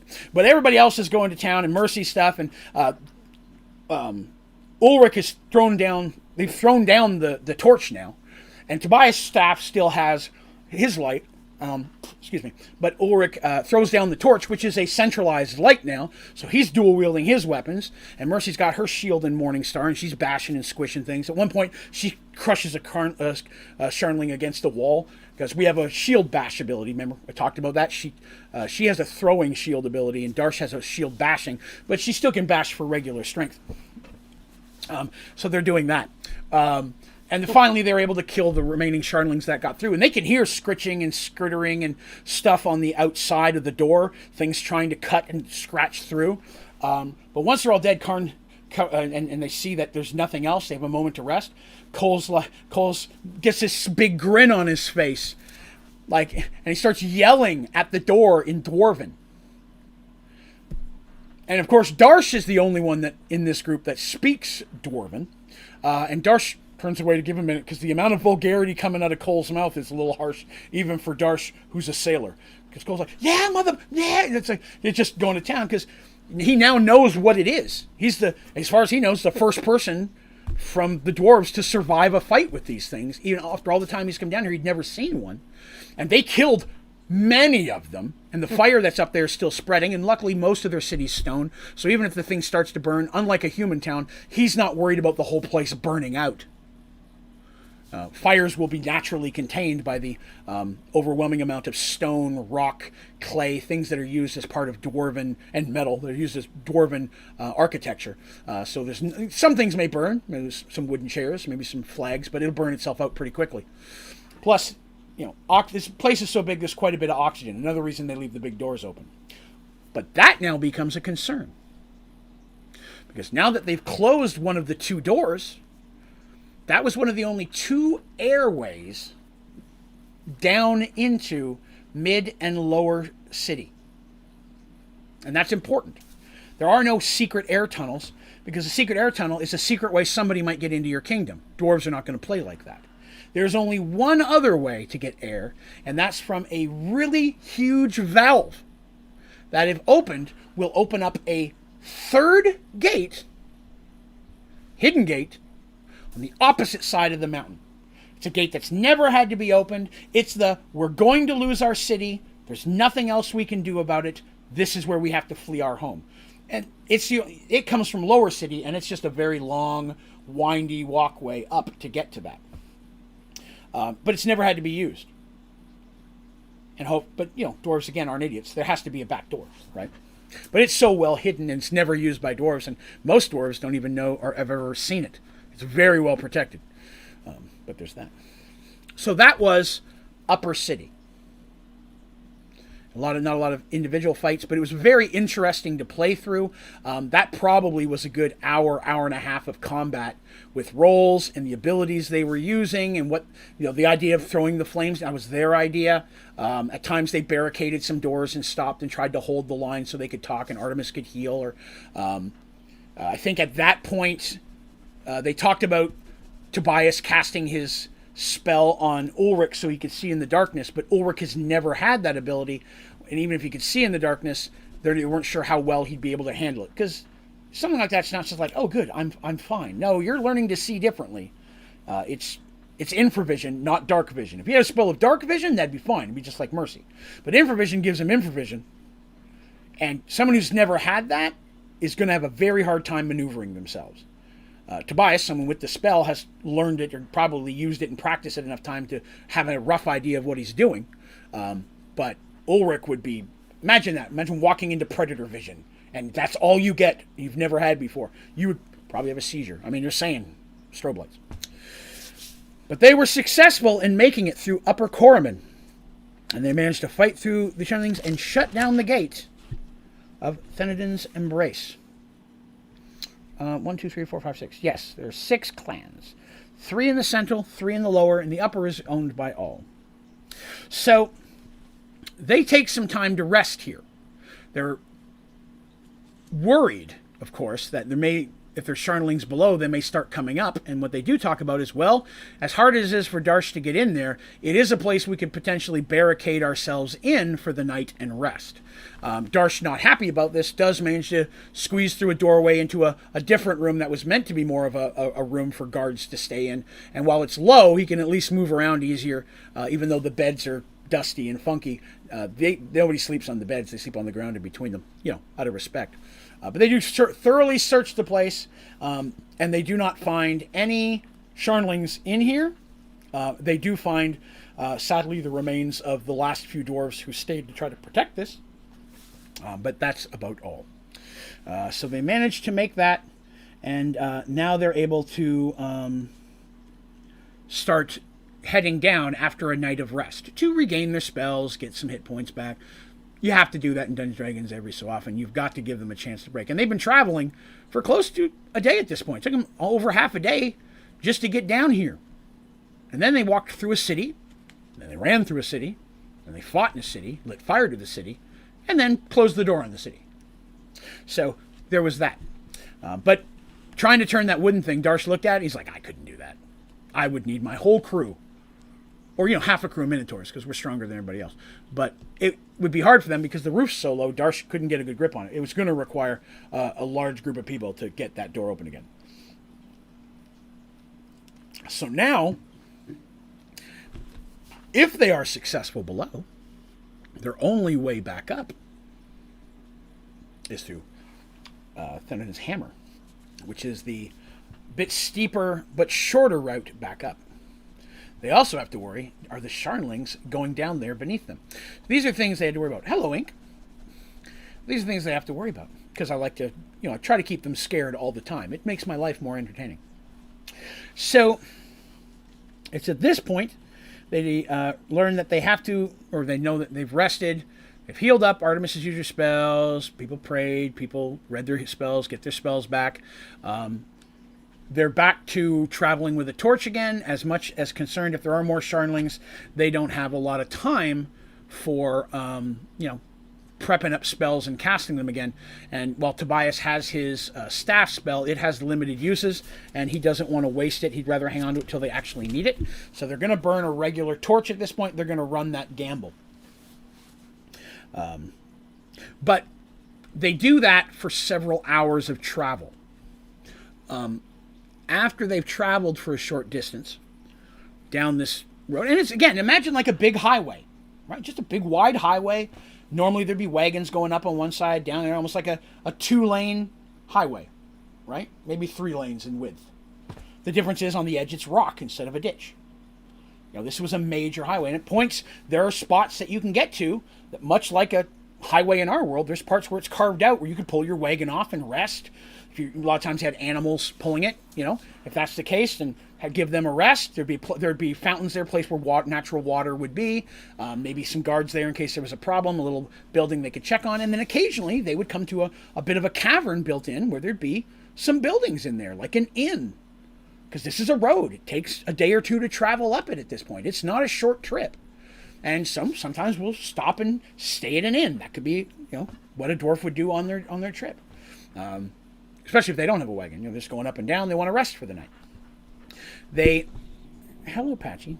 They avoid the first one of these that they come through. The first inn that they see. The little alcoves aren't as bad because it's usually just a cut into a cleaned out, rounded area with some water in there. And they check it, and the water seems fine, which is good. It allows them to... the water is a natural spring that runs usually out of some type of crack in the rock or through some type of piping into a decorative carved dwarven statue into a thing, and then the water will go out the bottom. Since there's no leaves or trees and such down here, other than dust, there's really nothing that would clog it. So the water has just been going through perfectly fine. Maybe a little bit on the murky side just because there's been some stagnant water there a little bit. A few things maybe running through the dirt, through the actual pipes itself. But the water itself coming out, pouring into it, is perfectly fine. So they're able to fill up their water, freshen up, which is nice. There's enough water now that they can use it to wash the blood and whatever's in Sharnling goop off of them that they need to do. Isn't that right, Patches? Patches doesn't like Sharnlings. So they're able to do that. So let's see here. Where are we next? Excellent. Cool. So they travel on, like I said, for a couple hours. They see the thing. It looks like it's a rest area with inns and stuff. They skip that. The alcove, there's nowhere to hide, except for one little maybe shack or shed where someone who lived there, who took care of it for a period of time. They can check that, and it's fine. And they're going well. And they go on for about half a day, and every so often they come across those alcoves, and then eventually they come to a second area that is like an inn-type area. And this one is a pretty big size. There's several buildings, obviously at least 2 inns, a place to stable horses. It's a nice little village here, some homes where people lived. Cole says he's never been down this far. He's been to the last section where the last inn is, but that's the farthest he's ever been down, just because, with supplies and carrying it himself and not knowing what the danger was, you don't stay in here any longer than you have to. So most of his time was spent in Upper City, being very quiet and sneaky, and at least not getting the Sharnling's attention, or they didn't care enough, him just by himself. But he's never been this far down. But he knows the name of the town. I don't, because I forgot to write it down. I didn't have one, I don't think. So there is a little village here, and he says, as much as I hate to go off of this, I would love to see if there's any form of survivors, if there's anything in there. Why wouldn't they care if he's by himself? Good question, Turtle. We'll have to look at that. But, oops, sorry, Patches. You're okay, babe. But it's one of those things where they're like, okay, we have to, because can we stop here? Can we take a look? And they're like, yeah, that's fine. We're in a hurry, but not. We have a year.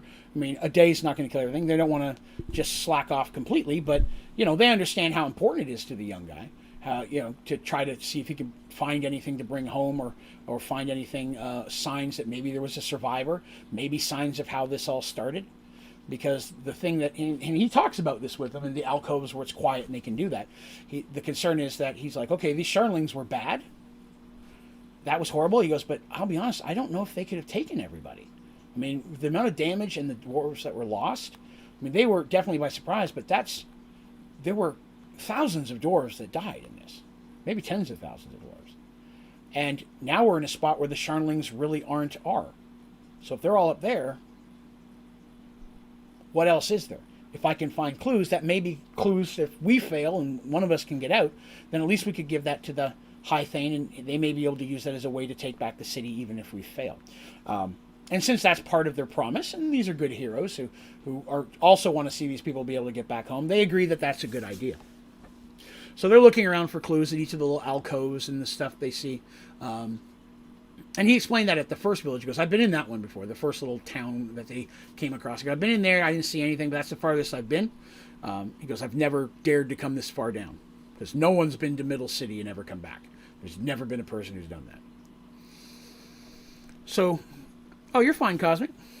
So they're looking around and they're trying to be extra quiet, seeing if there's any Sharnlings, but they don't find any signs of Sharnlings. At least nothing they see.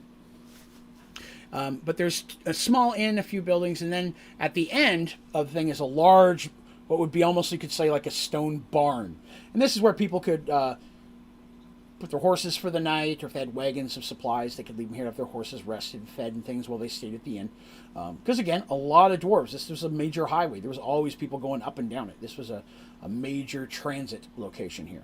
Especially since this is the easier of the roads. There's more of the wagons and people bringing their ore and gems or whatever it is from down below where more of the mining was. And at the same time, bringing down things like food and stuff, things that were traded for up top. Because in the upper cities where a lot of the merchants' guilds and stuff were, that's where they traveled out of Corman to get stuff and bring back.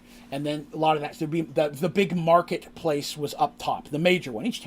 Each level had one, but the major one was up there. And that's where a lot of clans would buy stuff for their people, or the Thanes people would be there buying stuff for the overall kingdom. So a lot of supplies were being delivered down, while things to be traded or used on the upper cities would be coming up the roads. Again, giving you a little bit more information of how Corman works. All right, so as they're looking around here, they go through the inns, and the place looks slightly ransacked. You know what I mean? Like tables are knocked over, of course, and chairs and such, and they find, obviously, bones and bodies and things of that nature. But there's not like someone who went through the drawers for gold. There's nothing that showed someone was looking for treasure or anything like that, right? Sometimes they find the skeletons and they look and they open the pouch and there's gold or coins. Like their pocket, the leather of the thing may be worn out, but there's coins next to the thing. And they do gather up those coins, but they make it clear to Cole at the very beginning, this is how much we're gathering. We're going to give it to your Thane when we get out of here one way or another, because if we can clear this place out, you guys are going to have a lot of work repopulating this. So any coins we build up or gather, they said at the beginning, this was their decision. They said, we're not going to keep it. If we find anything of value like that, we're going to return it to the Thane, the High Kingdom, or to whoever. At the same time, if they did come across anything of a magical nature, they would consider using it for the quest, and then if it was something that was they will return it as well. If it's a potion of healing, they're going to drink the potion of healing. It's not, they're doing a service down here. But if they find a magical sword and they use it, when they get to the end, they'll be like, we found this magical sword, please return it to their owner. They said from the beginning their goal was to return to them. As long as they can help Michael, they didn't care about the wealth, because these are all wealthy people except for Cole. Right. Tobias isn't really wealthy, but he's wealthy in spirit. But Cole's not wealthy, but Ulrich, while he works for Mercy, has paid well. He has unlimited funds, all of that. So everybody has money. They're not here for some gold coins.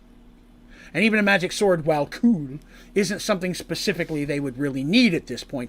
But they will use it to help fight their way through this, because they're using it for the service of the dwarves. So that was something they decided. I wasn't even going to hold that limitation. I assumed if they found treasure, they'd keep it. But they decided, no, they were going to do the good thing about that, the right thing. And I thought that was very cool. Hi, Midnight. Hi, buddy. So they make a point of staying together when they check the building, because if something, Sharnlings do pop out and they got to start running again, or they need to barricade themselves in one of these buildings, they want to be barricaded together.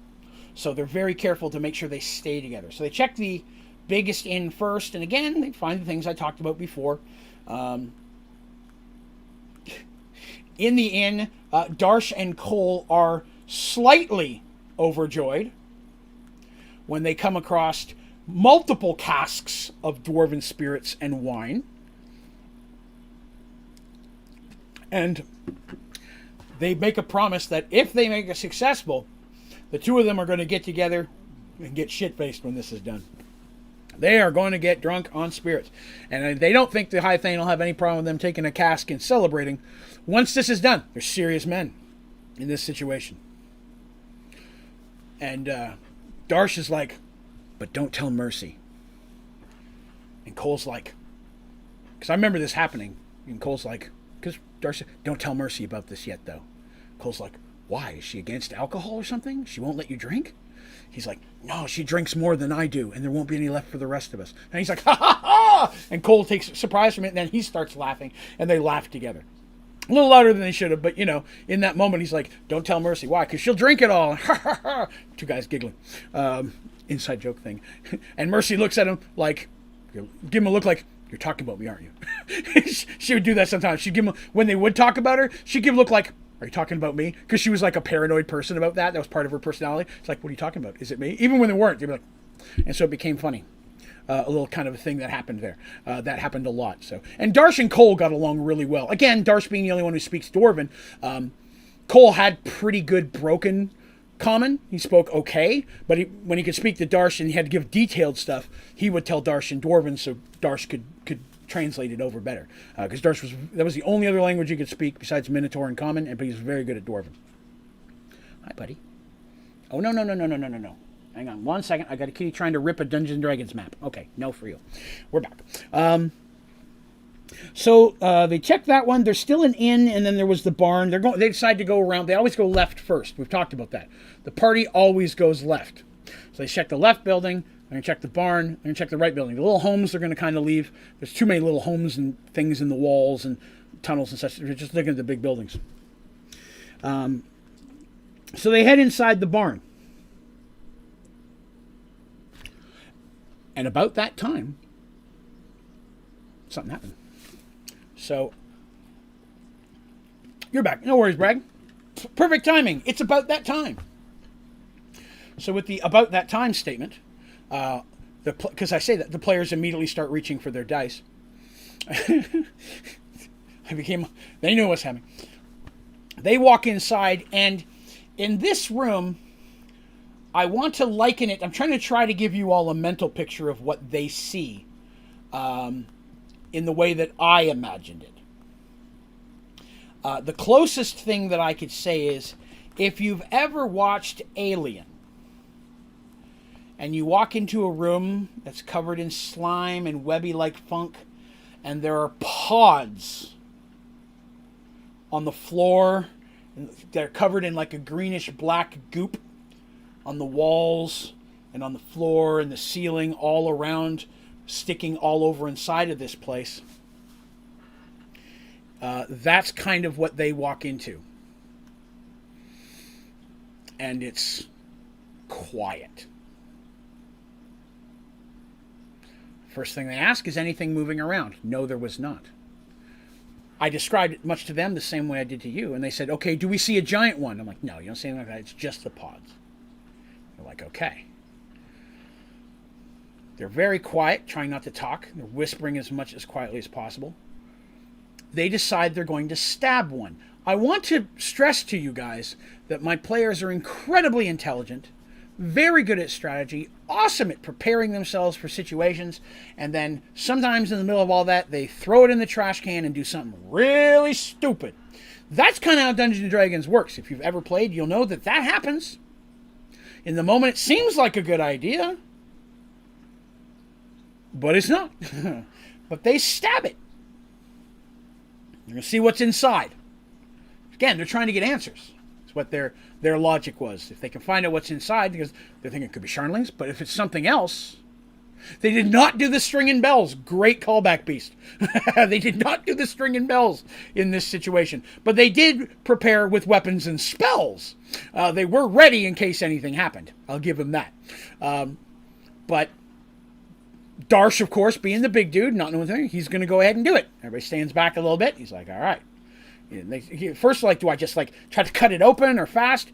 And they're like, they're going to stab it through. But and this is what he says. He goes, he's going to set it on top, and he's going to slowly stab it in, because if he hits resistance or it's acidic and starts eating his sword, he doesn't want that to happen. Ashley had the same thought. So he wants to be able to pull it out, right? Because I've said way back in the early, and I want to remind you guys, that it's very possible to break or damage your weapon. But if you have a magical weapon, or magic item, each one comes with 3 notches. This is how I DM it. if you roll or whatever happens would normally break your weapon, it gets a notch. It means it's slightly physically weakened. Still does everything fine. Second notch, same situation, but the third notch will break it. It is possible to have a notch removed, but it's expensive. You have to have a mage, and depending on the item, sometimes somebody physically repair it. It is possible to have a notch removed, never more than one notch, because eventually it's going to break. So if it hits the third, so Darsh already had a notch on the sword at this point, and he was concerned it was going to happen, but at the same time, he didn't want to stick a regular sword in there because these things could be magical and it may not have an effect. So he decides he's going to use his magical broadsword, I think is what he was wielding at this point. So he takes up top. It's probably comes up to his stomach. It's a little bit bigger than what a Sharnling would be expected to be. If you don't mind, do you remember what the variables are for the roll? For this attack, offhand, I don't think he had to roll for this one to attack because he literally can set his weapon on it and push down. It's hard to miss that. You know, if somebody says, I'm going to stick my knife in this table, unless they're drunk, I'm normally not going to make them roll for that. I'm going to assume that's a basic thing that they can do naturally. Although I have had people drink where I've made them roll to see if they could cut their meat when they're trying to eat. And that was funny. But in this situation, yeah, if you're just setting it on and pushing it down. Now, if something happens, magical things can affect that, where all of a sudden I'm like, make a roll, the situation could change. But at this point, he's setting his sword on top and with his strength pushing it down in. And he does that. Successfully. His sword slices right through that. Almost like it had the consistency of a cactus. Right? So it's got a little bit of hard... No, let me take that back. A better example would be a pumpkin. The outside's got a little bit of hard, but once it cuts through that, it just slides right in. And he's about halfway when the screeching starts. His instinct in that situation, finish what he started. Thunk. And then pulls it back out. Now it's covered in this snotty black green slime stuff that's very sticky. It's not acidic. It didn't hurt his sword, but he didn't know. It was very goopy, and they pull it out here. And as they do, the screeching inside increases by not one screech, but several. And the shell of it starts to crack, and a Sharnling hand pops out of one side. It is, in fact, an egg pod turtle. But in each one is, of course, more than one Sharnling. It was a big pod. And several Sharnlings start sliding out. Now, these ones are smaller than the ones they saw. Clearly, coming out earlier than they should. Oh, no worry, Panda. Have a good one. I'll catch you later. So, several Sharnlings start coming out, to which, instinctively, Darsh just starts... Cole and Darsh are just stabbing them. They're just taking care of them. They're not trying to defend themselves. They're just trying to come out. They're little tiny Sharnlings. And like I said, 4 or 5 of them, 5 bodies come out. He killed one on the way in. 4 more scooch out, and they start killing those. And that calls the adults. Yeah, Sea Turtle, you understand how this works. So suddenly there's a huge screech, which is almost more like a roar. I'm giving a moment to build suspense. From above them. And above them is another layer where there would have been hay and things of that nature that would have been traveled down to feed the animals and things of that nature. And a Sharn comes down through a hole in the roof that was not really visible. Now, a Sharn, much like spiders, right? Very, very good example, yes. There's a bunch of Sharns coming out. Now, these ones are not ready to be born yet, at least most of them. But the Sharn comes down. Now, again, I didn't create Sharns. These are Dungeons & Dragons things that already exist, but they're very much alike to the alien-type creatures in Aliens. And this big thing comes down. And the Sharn, when it comes down, this Sharn had at least 6 pairs of legs, and it had a longer body. And it had 2 huge clawed things and another smaller set here. And the other ones were the foot-like things. Is this the boss?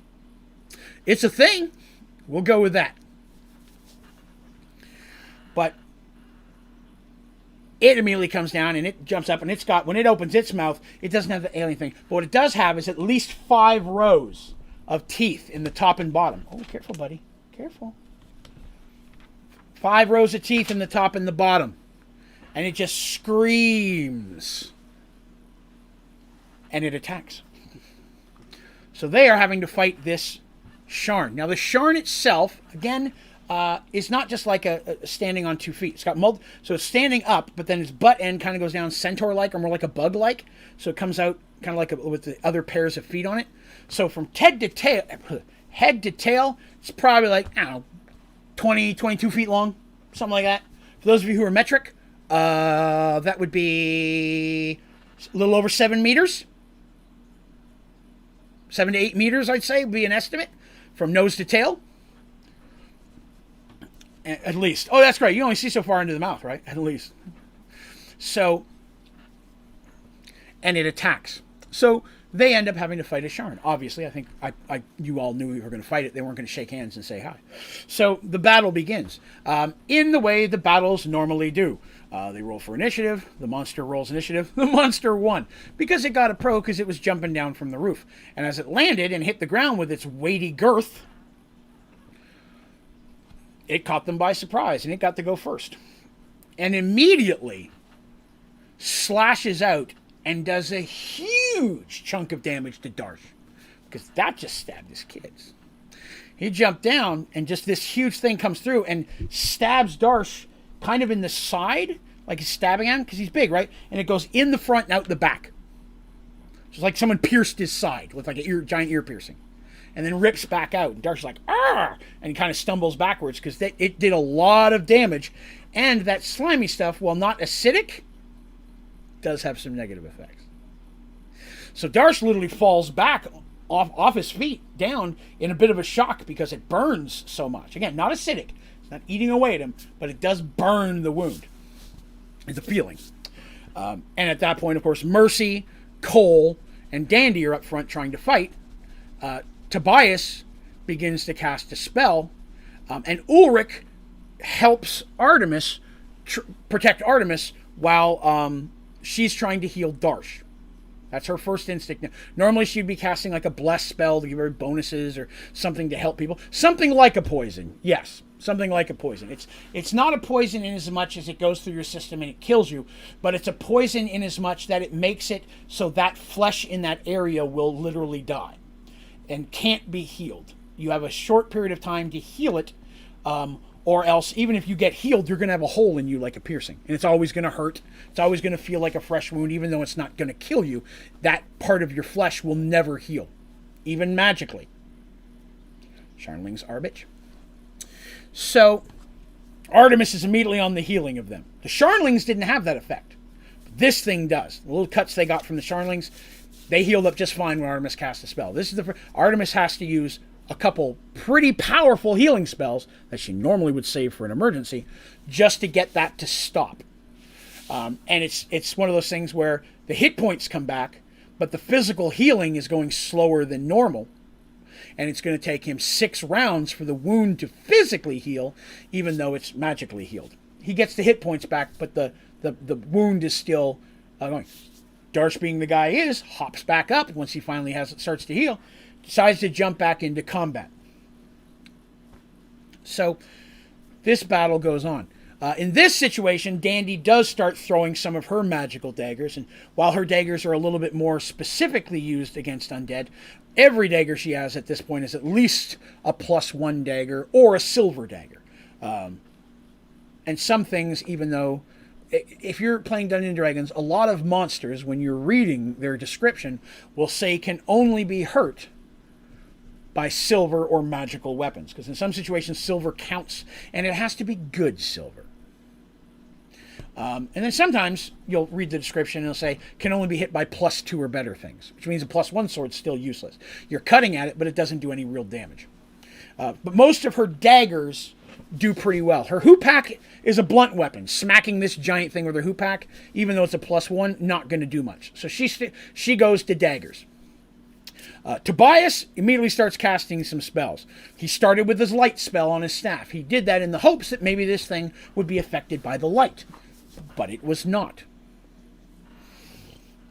Ulrich is protecting Artemis because he knows that's what he should do. You know, he wants to protect Mercy, but he's not a fool. Artemis is trying to save Darsh. Once that's up, he helps get Artemis back by Tobias and behind the wall of heroes, which because they've got the door behind them, right? And they're trying to figure out at this point, do we back out? And that's what they decide to do. So they start, Artemis and Tobias are the first ones out through the door, followed by Ulrich, and then Dandy. Mercy, Darsh is last. He's kind of holding the line, even though he's hurt. He's the big guy because he's got to duck. He's got to do that. So he gets out, and they're like, "This is a stone wall. It's built out of rock. At least that'll hold it for a little while. Maybe they can get ahead." And then immediately the Sharn bursts through the wall, blowing that entire idea. And they're immediately back in combat, but now they're in like town square, if you will. They came out of the barn. There's buildings on the side, and they're kind of in the middle. There's really no place to run and hide, but they do have more room to maneuver where they are, so it was still a good choice to back out of there. So, but now the Sharn also has a little more room to move, and it is surprisingly quick. For a bulbous butt end kind of thing, those little legs that are carrying it scooch it around pretty quick, and so it makes it a little bit harder to hit, even though it's a larger creature. So usually when something's larger, it can be a little bit easier to hit, bigger target. But they're fighting against the Sharn. So when they're stabbing, when they're going against that, their concern is, are Sharnlings going to start coming out of this room? So Tobias is preparing a spell, a web spell. He's going to try to web the door, and if he could, the hole the Sharn came out of. So if he does see them, maybe he could block that. He didn't use it before because it takes a little bit of time to cast this one. So he's preparing for that spell, which means he's not doing much else. He's getting ready to cast that spell if it's needed.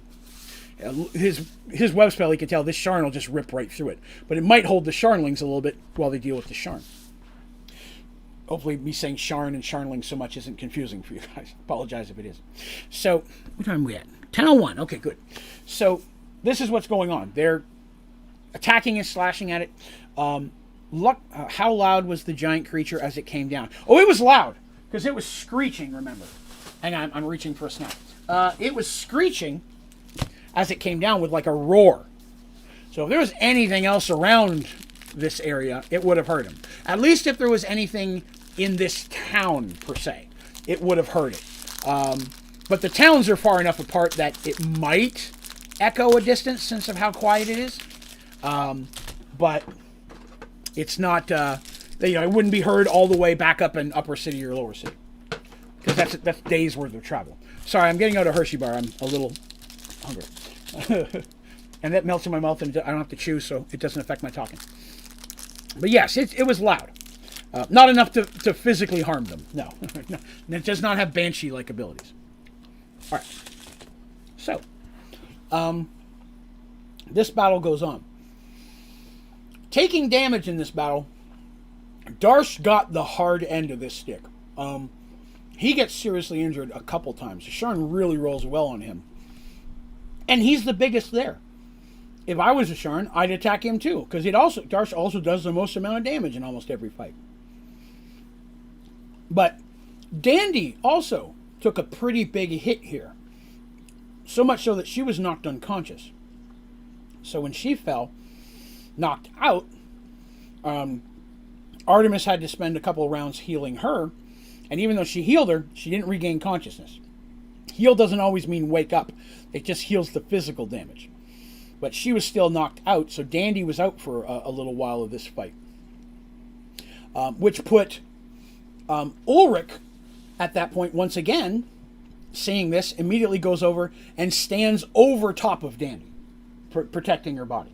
Because again, he wants, he's there. They're all friends. Well, he's there loyal to Mercy. They're all friends. He wants to protect. Dandy's in trouble. He stands over her, which is not really on top of her, but you know what I mean, like right in front of her. So if it tries to go around in any way, he could defend. That always puts you in a negative. That's always harder to fight something when you're also trying to defend the thing behind you. But he takes that upon himself, and which allows Mercy to stay in the fight. How does this work? Do you talk to everyone separately? I know sometimes some characters don't know what's going on with the other ones. So how did you make sure it was like that for the people playing them? Good question. I'll address that. So sometimes, yes. In this situation, everybody's in one area. They're all in the fight. They're all standing around each other. So people calling out what they're going to do, I'm fine with. I usually don't say, oh, they would know this, because if you have good players, they're not going to use that in a cheaty way. My players very often would yell to each other what they're going to do because they were trying to build, for all intents and purposes, combo attacks. You know, if Darsh is like, I'm going to jump at it, see if you can blind its eyes, Tobias is like, all right. I mean, you know, they will work in unison like that. I always assumed that if they're traveling for days and weeks and months together, they're going to practice. And some of these guys have been fighting together for years at this point. Darsh and Dandy, the amount of times that Dandy will literally jump up and Darsh will grab and throw her is insane.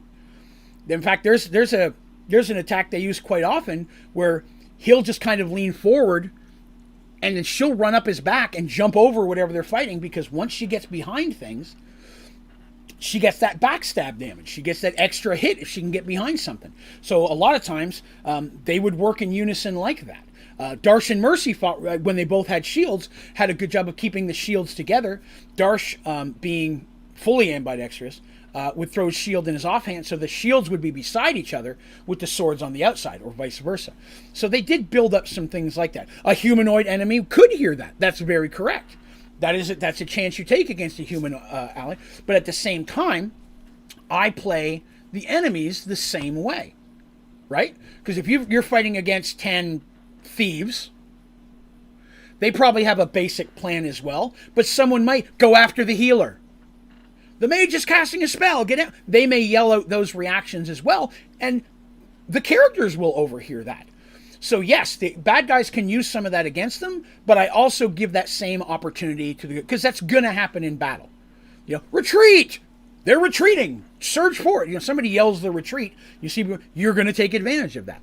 So yes, there's things. When you're fighting a monster, it's a little bit easier, especially if it's not an intelligent monster that understands what you're saying. You could be a little bit more free. And again, I would assume that there are certain times that they would, again, this would be me. When I played D&D as a player, there were certain things we would talk to the DM ahead of time and say, I want, much like a magic spell, I'm going to give a command word. When I yell that, this is what I'm going to do. Everybody in the party knew what I was going to do because I told them what that command word meant. But anything I was fighting wouldn't know. And I talked to my players, that's things that I did, so they would take some of that information as well. They would use that. They'd be like, oh, okay. Sometimes they had that for specific things that they did. But more often than not, Dandy would do something nobody expected and ruin all their plans anyway, which I loved. Does the Sharn understand what they're saying? No. The Sharn does not, at least is not acting in that way. It's acting animalistic. It does have a... Oh, I saw a tiniest bit of leg there for a second. I was afraid we got disconnected. It does not appear to be doing that. All right? So, it's acting animalistic. It still has... And he's not being attacked, so it's a way to do that. I'm afraid you guys were... I'm sorry, it appears on my end that we're getting a little bit of lag. If we are, I apologize. I'm not showing it's anything on my end. My concern is that it's something on YouTube's end. But right now, I'm not... Everything's working good. It's YouTube. I think it's YouTube, yeah, because I think it's hitting everybody. But my OBS is working perfectly fine. So I apologize. If something happens and we get kicked out, I probably will continue next week. If it's an ad. Really? Really? I didn't know it did that. Hop down, kitty. I apologize. I didn't know it threw ads up in the middle of this. I didn't know that happened. Well, I would say this as well. If something happens, because we're getting close to the end of the day, and something happens and this crashes, I probably won't start another one tonight because we're so close to the end. I'll just continue next week. So I'll throw that in there. That's 17. Holy Christ.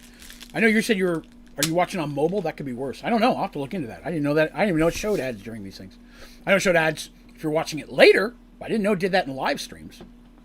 Intriguing. I'll have to look into that. But again, in this attack, so that's what's going on. But yes, to Jim's thing, writing the story and playing so many parts, it can be challenging. There have been situations when we're jumping into a fight where I'm playing 12 to 15 different people, and they're each playing their two characters. And that's just on their side. I'm also playing the enemy. So I have, when I pre-write my adventures, and we'll get to a little bit of there'll be a little hint of some of the things I'll talk about in Behind the Dice. I have a very specific way of writing my adventures ahead of time that I'm going to show on that stream, where I've already got in the middle of, like, I have a book like this that I'm writing in at this point. I went from a binder to these type of notebooks, but I'll get to a page that literally has the monster, all their stats, and a place for me to keep track of hit points right there. I already know what's going to happen.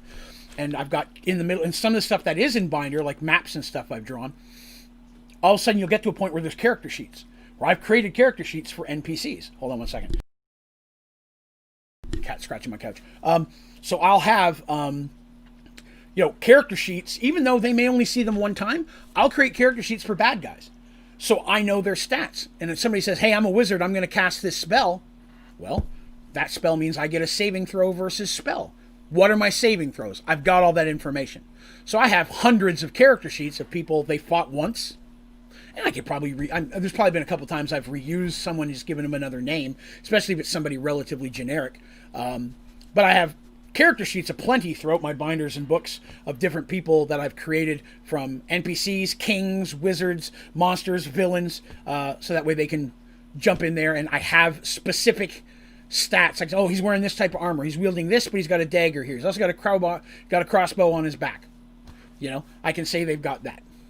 Or, hey, I'm attacking, he jumps out and he has an attack. How do I know he has a better? Because he had a 30% chance of hiding in shadow and a 50% chance of moving silently, and I rolled those and he passed. Because I try to be fair about it. I don't automatically say they get to do it. They're a person, they've got to roll like everybody else. Maybe they won't do well, and they'll give up their sneaky thing they're trying to do, and the heroes will get a jump on it. So it's a lot of stuff to keep track of. So the more I can have pre-written down for combat, battles, and stats, the easier it is. I'm glad you guys are excited for that. Yeah, I'm making my test episode tomorrow. It doesn't mean it's going to be the first one that comes out, but I'm going to do one, go back and watch it, and maybe improve on that before the final one comes out at the end of the month. Or it could be really good and I keep it. I'm not sure, but I'm testing my first one tomorrow. So let's do some more sharning. In this fight, like I said, Darsh took the big hits. Dandy got knocked unconscious. Ulrich took a few extra hits once he started protecting Dandy, because this thing, if you remember, had 2 huge hands and 2 smaller claws. It got 4 attacks around. And the big attacks did more damage, but it's the smaller ones had a better chance of infecting you with the unhealing goop that I talked about earlier. And if you go online and you read about a Sharn, half of this stuff is not what's in there. I custom my monsters. I always give them pros and cons. I try not to make them too overpowered. But sometimes I'll take a monster that's a really weak monster. Like I'll take a hobgoblin. The party comes across a hobgoblin. So what? Well, this hobgoblin is a 18th level shaman in its group. This is a badass hobgoblin. The hobgoblin doesn't mean he's a pushover. So things like that. I like to custom my own monsters, but I start from the basics. So yeah, I keep going off on a tangent. I apologize. So they're fighting at this point. Artemis has healed Dandy to the point that she's not going to die, but she's unconscious. She did not get hit with the goopy stuff in enough that it's, because I had to roll for that. She did not get hit with the goopy stuff but her wounds were healable. She just took too much damage. And that's another D&D thing that I do.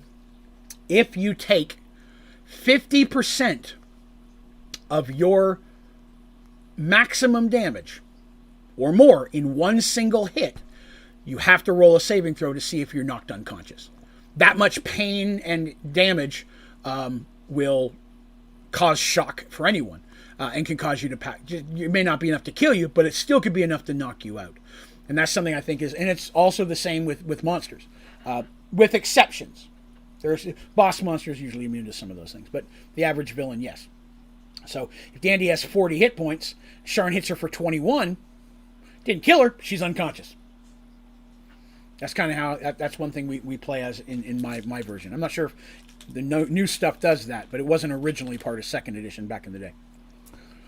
So, they're fighting the Sharn. Overall, they took a lot of hits in this. But, of course, eventually, they were successfully able to take the Sharn out.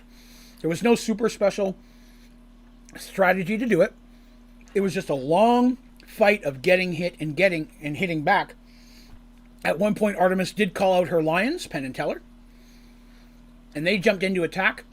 When Mercy took a big hit and had to get a heal, had to back off, the Lions jumped in to help protect Artemis, and then Dandy, allowing Ulrich to jump back into the fight. And they were able to successfully beat the Sharn. When the Sharn dies, again, I said its body was almost like grub-like in something, like caterpillar-like. It dies, it's almost like it didn't have a full skeletal structure. So when it dies, it kind of blobs down a little bit. So it doesn't squish completely in the liquid or anything, but it does deflate a little bit, if you will. And the players managed to succeed it. And no Sharnlings came out of that room. Now, Darsh, being the guy he is, likes to make sure, stabs the thing a few extra times, make sure none of the group gets on him. And they decide to go in and check to see if the Sharnlings are coming out, because they can't have them coming out. And they get in there, and there's no sign that any of the eggs appear to be hatching. Even though they're different sizes, they decide the best thing for them to do is to destroy all the eggs. And so they take the next while to do that. A couple of the larger eggs, Sharnlings, came out that were big enough that they had to actually take a round or two of fighting. Took a small hit, but usually killed them. But most of them, as they did, were in basically earlier stages of growth, where they just kind of rolled out and you just kill them. Or they just as soon as they roll out, they were just going to die naturally anyways. But it turns out that in behind this room was another much larger room where supplies were stored that they didn't see. Did I do it again after the first time? Yeah, because again, they don't want these things to come out behind them. Yes, Turtle. Never leave an enemy behind you, my friend, if you can help it. The gate blocked the Sharnlings from coming down, but they don't need a room full of these things. They go through and successfully destroy all of the pods. And there was a much larger room with a more like nest thing in it, where clearly the Sharn was living in at some point. But there was a cave, there was like a door in the back, and in behind there would have been probably barrels of things and crates of whatever that the Sharn had just destroyed and thrown out and had made this her room. And then they were getting ready to leave once they had done killing all of these, when Darsh decided to do one more thing. He had a nagging question he wanted to be sure of. And I should say that while they're doing this, Tobias was definitely taking samples. Teeth, claws, skin samples, blood samples. Tobias carries a ton of stuff. Remember, he's a mage. You never know if this stuff's going to be valuable magical components. He didn't know what this was. He'd never heard of it before. That in itself makes it special. So he's taking an eyeball here. He's got all these test tubes and stuff, and they wrap him up, put him down in the chest of holding for him until they can get back home. But he's harvesting from creatures whenever he can. That's an assumed. I don't say it every time, but they come across. Does anything special? Anyway, he does actually. Yes, and that's one thing I'd mentioned earlier in my version of Dungeons & Dragons. Mages at a certain point choose a profession. Like we have the sea mages. Both Lamia and Tobias are makers and researchers of magic items and artifacts. That's their specialties. But there's also battle mages who specifically work to be able to work with warriors or military groups to use spells in combat like that. There's actually going to be mages that are more archaic, where it's more about the conjuring of demons and so on and so forth, or things like that. Travel between planes. There's different classes that are available. But yes, Tobias is in fact a specialist in the creation and research of magic item and artifacts. So for all mages would have taken these things, but for him it means even more. Normally they take them back and give them to someone like Tobias or Lamia. But they gather up all that stuff. Well, while they're doing that, Darsh is looking down at this big old stinky Sharn, and he's like, and he starts cutting it open. And the smell is atrocious. But as he cuts it open, literally 100 or more of small little pods all flow out in the guts and stuff as they come out of the stomach of it. And he's nodding his head, because he was under the assumption, is this the thing laying these pods? Because if it didn't, then that means there could be another one. That was his thought. So he said, I'm going to do this. So they cut it open, and they just stomped these little pods. They weren't going to go anywhere. They weren't going to grow. But they probably just stabbed them, stomped them, crushed them. They said they destroyed them. We didn't go into detail. They destroyed all the little ones that popped out. But they were just pods, probably at the point where they weren't even fertile yet. But they did manage to do that. And that was, in their mind, okay, cool. we got the queen. That was the assumption that they got. That was the assumption I led, because to be honest, it's very much along those lines. That was the one that was creating the little ones. So the question they have to ask themselves now then, pod samples? Oh, you took samples of everything. Yeah, he has test tubes aplenty in the chest of holding. Anytime he travels with these guys, he gets to bring way more stuff than normal. So he's got bags and bottles and boxes and barrel things he can put stuff in. He took samples of everything he thinks is important. So there's that. So at this point, they're like, okay, cool. We got that. But that's a big creature making Sharnlings. Still, not enough to have killed all the dwarves that had been murdered. That was a big fight. But the 6 of them took them out. 100 dwarves against that probably would have succeeded. So, is that the only one? Or is that the only thing that's down here? Questions that need answers. But after they successfully killed the Sharn, cutting it open, they also found a bunch of stuff it had eaten.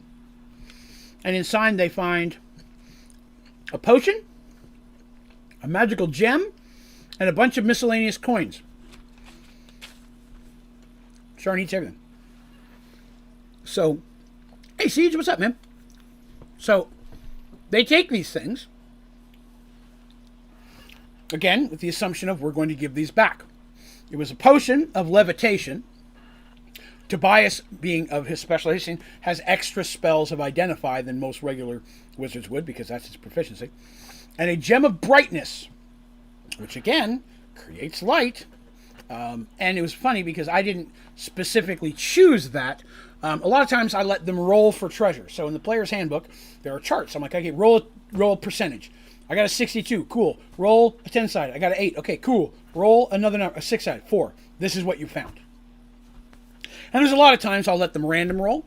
And there's a lot of times that I have the treasure previously already chosen. But once in a while I like to throw a random thing in, because then it throws a little bit of random even into my story. Maybe they'll get something that I'll be challenged with having to find a way to work around because I gave them something really funky. They rolled Gem of Brightness, which was oddly, so I can tell I wrote it down here as a roll.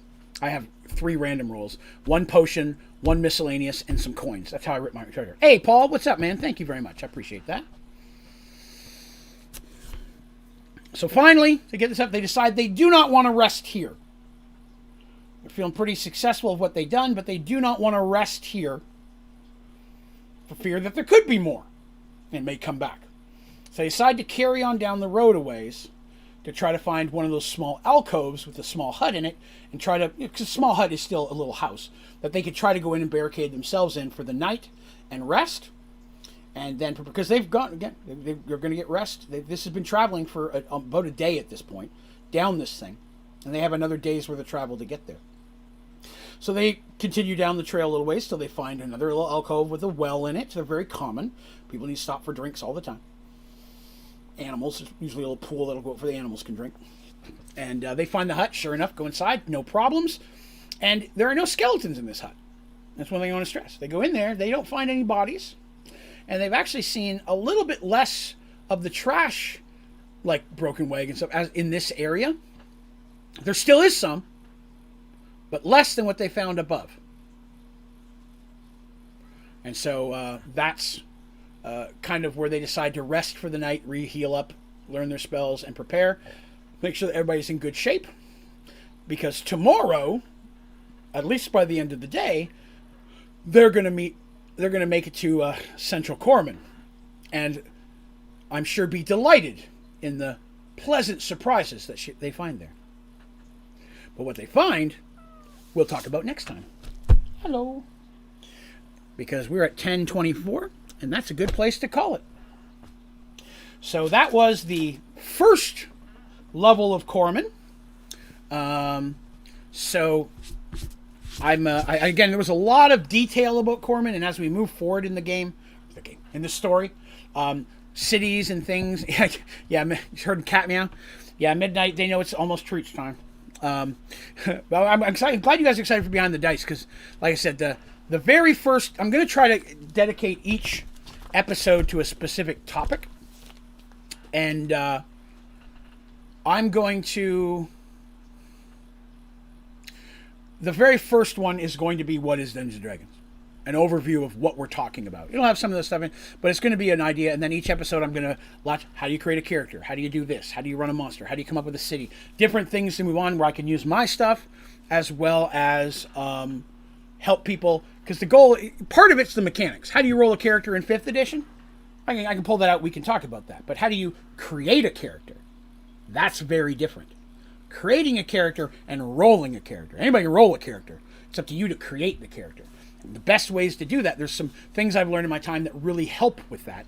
So we'll have episodes on things like that. Yes, Teresa? Really?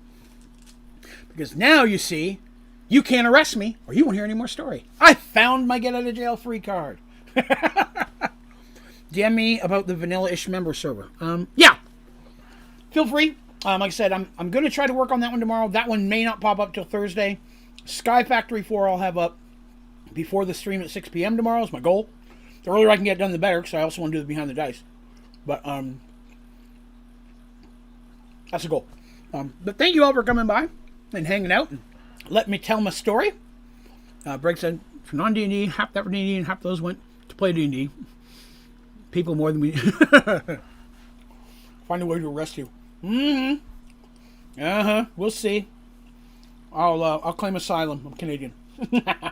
But seriously though, thank you guys for coming by and let me tell the story. It is a blast to get to hang out with you guys and do stuff like that.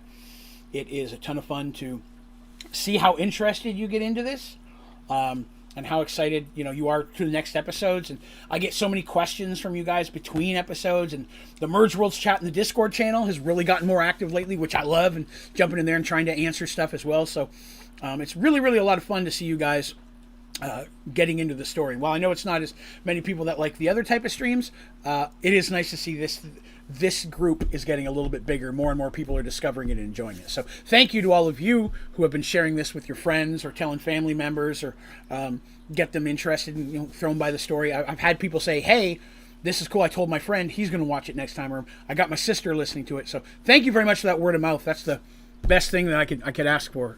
So thank you very much. Stayed awake for it. Well, you are very welcome, Jim, and I hope Ashley gets to feeling better. Smashley, my friends, is not feeling well, but she's feeling a bit better. Hopefully that continues. Hello, Leono. Good day. But yes. Sorry I came in catching up with a friend. You're fine, Siege. No worries, man. Hey, everybody got to have their fun. All right. Thank you for coming by. If you had a good time, please click like. Most importantly, remember to subscribe to the channel. Hit the bell notifications so you know when I'm throwing this stuff at you. Come join our Discord channel. You'll find it on my website, onlydraven.com. Button at the top, take you right in there. You'll also find links to all my social media accounts, including the new Mergeworlds Instagram, where I post a different character's figure every day. And I eventually will get to the point of maybe even throwing the occasional one out there you've never seen yet. Thinking about it. In fact, I just finished making a mini for every one of the gods. So starting February 1st, I have like 20 or 21 god figures, so everybody can get an idea of what the different gods' physical form or their standard form looks like. I'm pretty excited to share those. If you are a member, thank you so much for being a member. Thank you for supporting the channel in that way and helping the channel grow. Your continued support is overwhelmingly appreciated and helping us get to the point that this can become a full-time gig so I can hang out with you guys all the time. And as well, those of you who have been donating, again, thank you so much for that, sir. That was a shock today, and I appreciate it. And I owe you 4 shots tomorrow. And I will be doing that on our 6 p.m. Minecraft stream again tomorrow. So hopefully we will see some of you there. And as always, extra special thank you to my moderators who do all the hard work and the heavy lifting on this channel, and who I greatly appreciate. But you guys all have yourself a wonderful evening. Thank you for hanging out with me on Mergeworlds. And I will see you tomorrow. Have yourselves a great day.